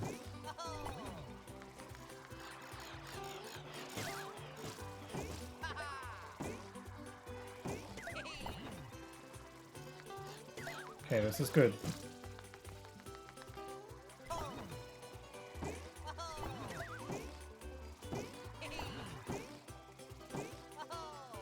Okay, this is looking good. Okay, next segment. Section. Whatever the word. Okay, this is where I died before because I did dumb stuff. I'm not sure I'm following what's going on here.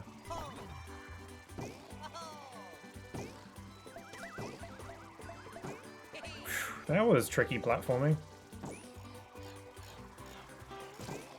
Ah! Okay, I'm just gonna sneak past him. There we go.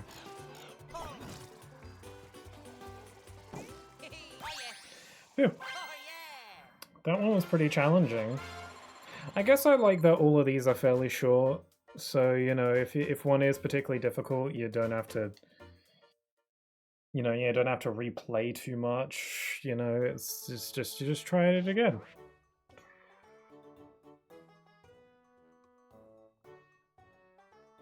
Okay. That was the extra training one. So am I all caught up in all these now? Yeah, some training want to unlock continued adventure will become available. Yeah, I think I'm all caught up on these. There's actually a lot that I don't have yet.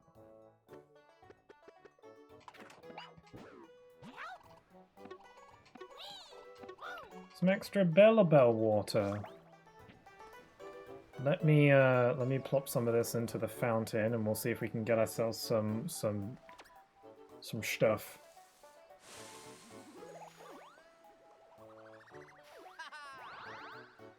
Oh, we got a tambourine. I think that's what that is. We've nearly got the band all together.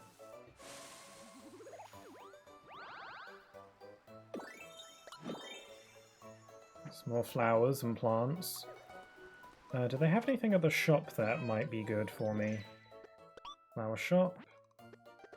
Nope, no instruments here. Let me do two more pulls of this. Okay, we've got more emotes, more flowers.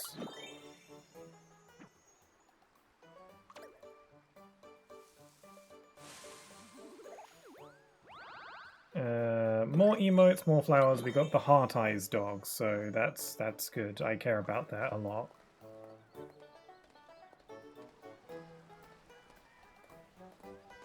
Okay, so we're only missing two more instrument players.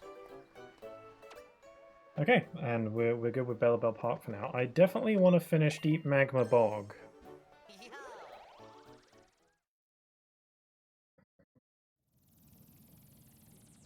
I'm still in my flowery form. How do I go to the left here? Oh, I think I gotta go up and around, I think, most likely. Yeah. Yay! The shortcut connects to the palace. Please go ahead and use it. No thank you. I'm going up this way.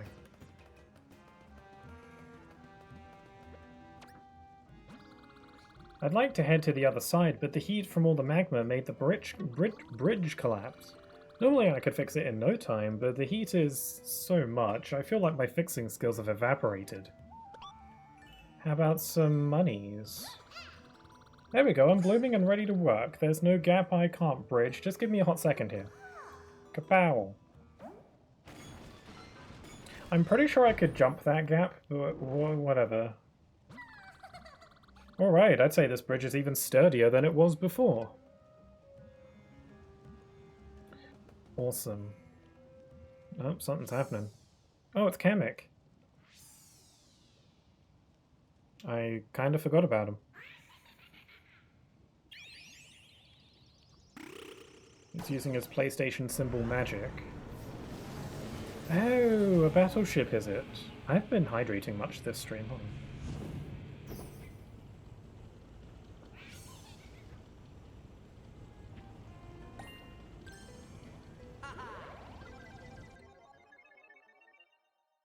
Deep Magma Bog flying battleship. Let's do it. It's like the battleship levels from Mario 3, but like incredibly edgy. Not that I've played Mario 3, it's on my to-do list. Oh, what's this? Okay, so we gotta go. We're going on these pole things. Got some of those little toy wind-up Koopa Troopers.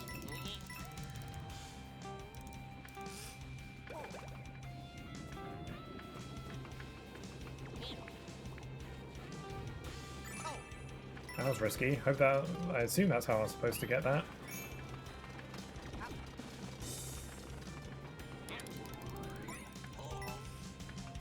I was getting left behind there because this is an auto-scroller.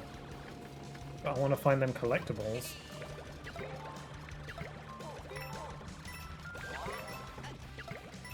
Oh! How do I get this now? Damn it, how was I supposed to get that? Was I maybe supposed to... Oh, I think I know how. I think I see. I think I was supposed to, jump on one of the, those troopers. Their names are escaping me. I forget what they're called. These things. Because you can pick them up and throw them. I think I was supposed to pick up and throw one of them at the coin to get it.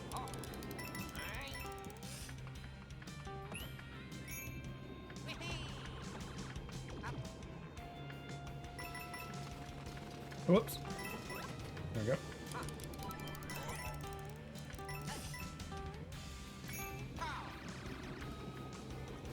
I would love another power-up. If the game's willing to part with one.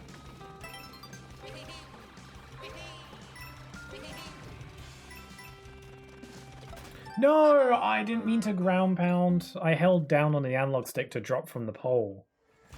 But then then I accidentally pressed it twice. My bad.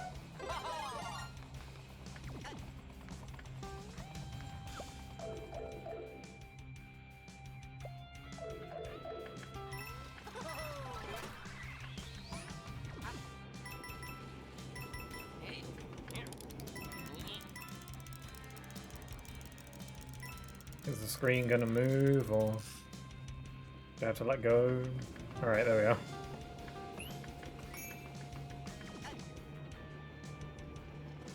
Okay, you kind of have to hold down for like a good second or two before he actually drops it.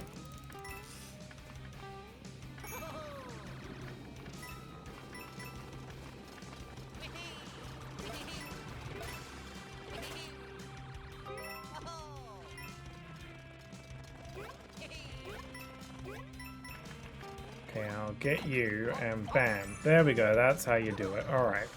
Alright, we're in new territory. It'd be great for a checkpoint, because I apparently keep dying.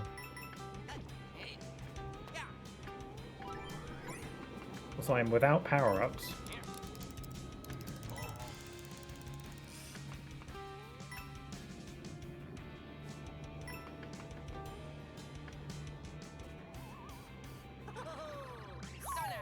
Okay, there's my checkpoint. And this must be my power-up. Yeah, I think the bubble might be one of my favorite power-ups in this game. I really like it.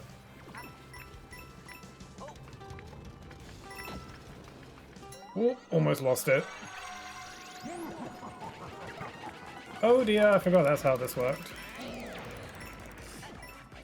No!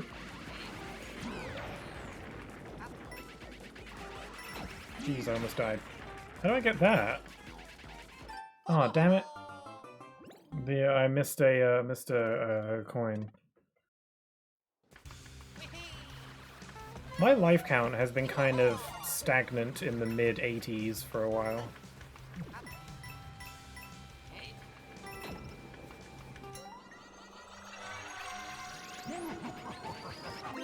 I'll just use my flowery powers.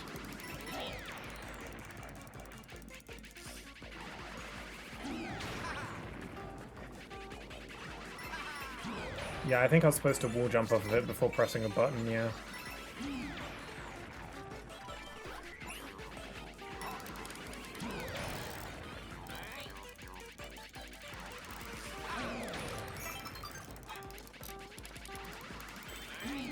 Why does the camera not move?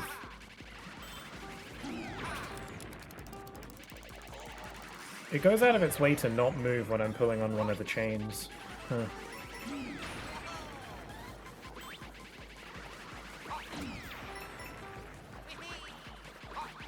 I have all the coins now, so now I just got to get to the end of this level and get the wonder thing.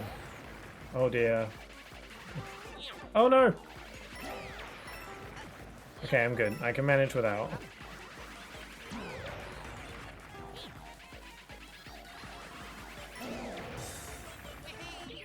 Okay, that was pretty dicey actually. And I have no power-ups to use. Oh, it's okay. This isn't like it's not an actual boss fight. It's just hit the button at the end of the room.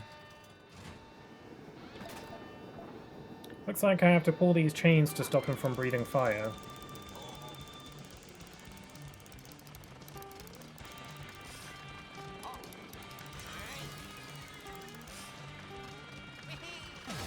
There we go, nothing to it.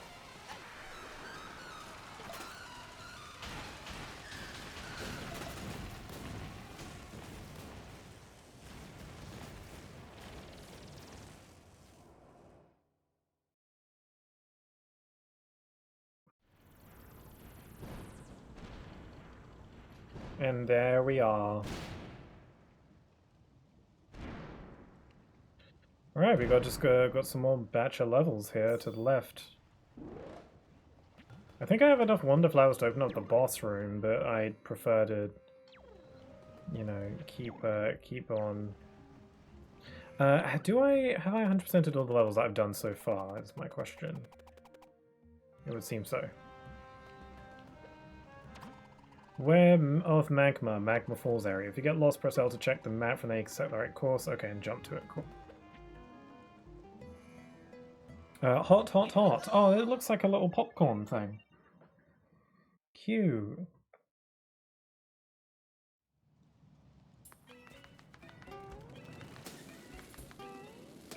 Oh yeah, little popcorn things. Oh.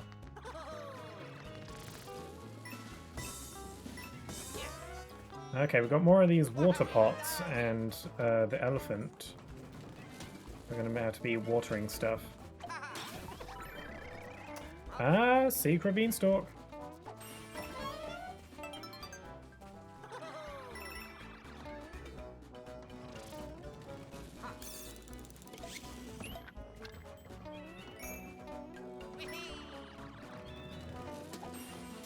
Yeah, they look like pieces of sweet corn.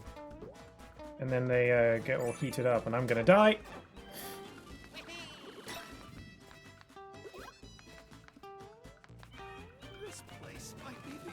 Okay, I definitely need to water this. Actually, I'm gonna get close.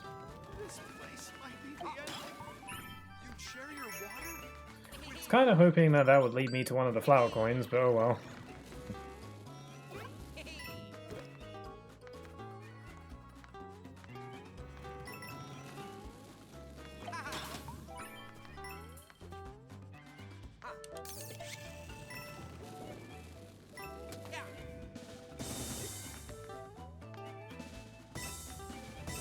Okay, maybe another elephant. We've got a 3. Okay, there's an elephant. I'll take that. Oh god!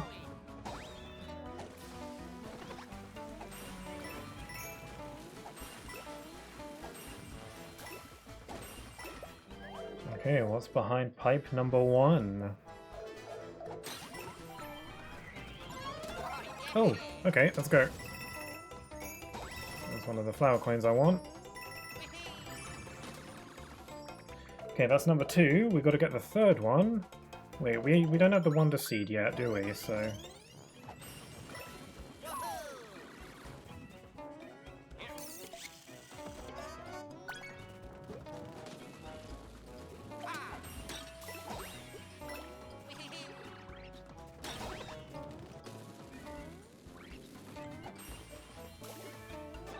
Oh man. I feel like there might be something up there. I don't know if there's a way I can get up. That was poorly judged.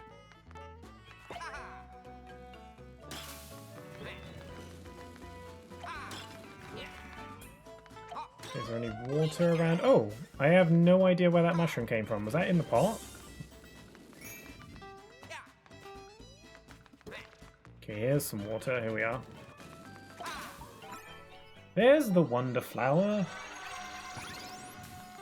And now it's raining. Oh, cool. It has the gravity water stuff that I like.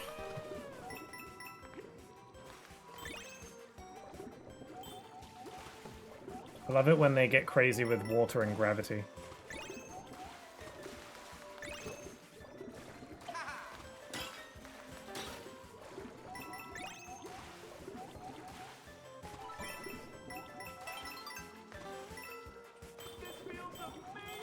Feels amazing. Before I get that, what's this glowy thing? Just some coins. Okay, cool. That one was pretty straightforward.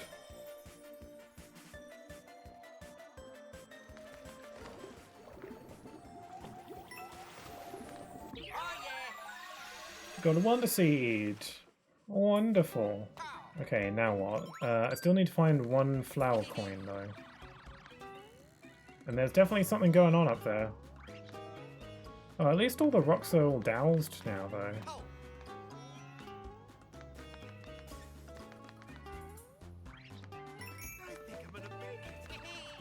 What's this? What's this? Keeps going. Maybe it's a secret exit.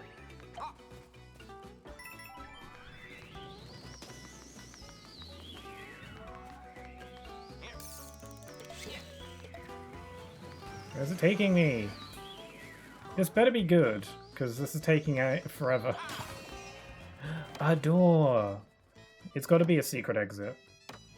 Oh, whoa! Holy lighting? This place looks quasi.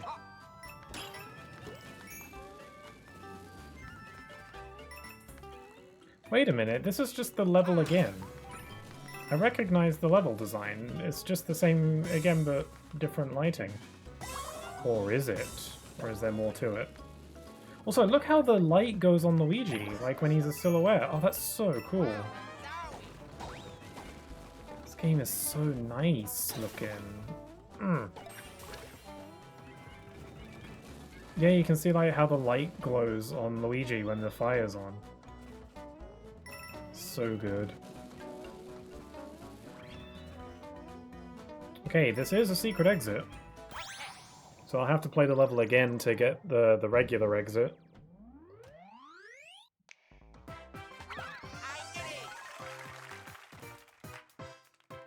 Yeah, the lighting on the ground is so cool. I really like it. I don't remember this. I think the farther into this game we go, the less I remember, to be honest. Because I don't remember a lot of the levels here.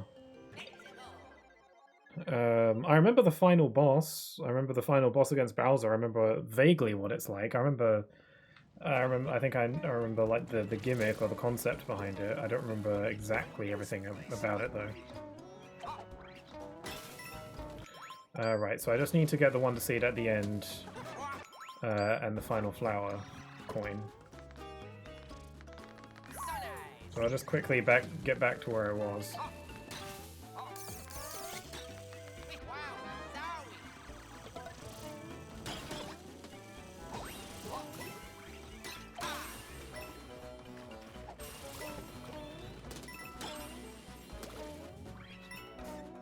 Okay, is the coin around here?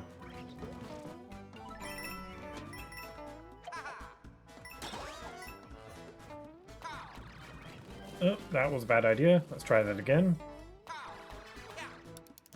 There it is. Simple enough. Now we just got to get to the end and we're good.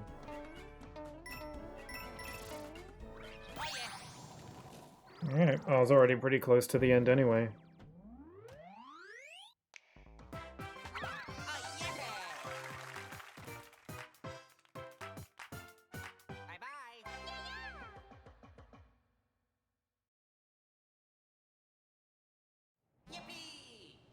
This world feels bigger than the last one. I feel like the previous world we did in the marsh, the fungi marsh or whatever it was a bit shorter. I did do half of it in the last stream though, but still, even considering that. I had a burning desire to take back the palace all by myself, but things are too hot for me to handle. It is so dangerous out there, I don't know how you do it. I managed to get my hand on this though. You should take it, Prince. I believe in you. Nice. Why is it that all these kingdoms have princes or princesses but no kings or queens? I don't really know how royalty works though. Maybe there's something to it that I don't know. Okay, break time. Hot Hot Rocks. You can hop perpetually when the Spring Feet badge is equipped. Huh. I don't have the Spring badge equipped, but that is nice to know. So I just gotta douse these rocks.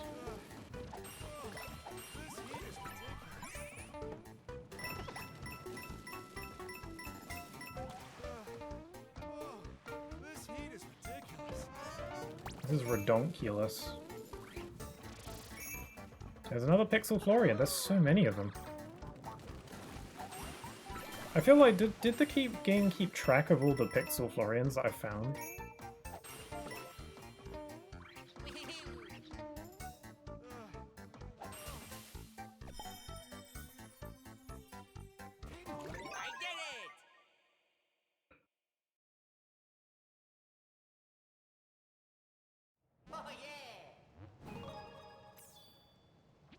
Sweet! Okay, now we've got this underground area. I think I'm going to leave the stream here though, actually. I think this is good because this world is a bit longer than I thought it was. There's like a good chunk of levels left to do and then the boss, so... I think what we should be able to do in the next stream is we should be able to do the rest of this world and then take on Bowser, because I think the Bowser world is shorter and doesn't have as many levels, but it has the final boss, obviously. So I think we should be able to do that to finish this world and then defeat Bowser in the next stream. And then we'll just be focusing on the Bellabel Park stuff, which I think I want to hold off until... I don't know, maybe I should do the Bellabel Park stuff before defeating Bowser. I should defeat the Koopaling, because there's one more Koopaling, right? And I think I'll defeat him. Actually, there might be two more Koopalings, I don't recall. I haven't been keeping track, but I'll defeat the next Koopaling before taking on Bowser, and we'll see what happens with that. Because the final Toad Brigade thing might be in Bowser's world, so... Yeah, but that's where I'm going to end it for today. So thank you very much for joining me on this, my humble stream. I'll be streaming next, let's see, maybe on Wednesday, but more likely on Friday. That'll be some more Pokemon Mystery Dungeon Explorers of Sky. And then I'll be doing more of this on Sunday, but I might do some more of it on Wednesday, it depends. Because the weather's going to get warmer, I might have to keep track of the weather more to see what days would be better to stream on, because I don't want to stream on a day that's too hot. But yeah, that's where we're going to leave it. So with all that being said, I hope you all have a wonderful rest of your day, stay safe, and hope to see you all again very soon. Take care. Bye-bye.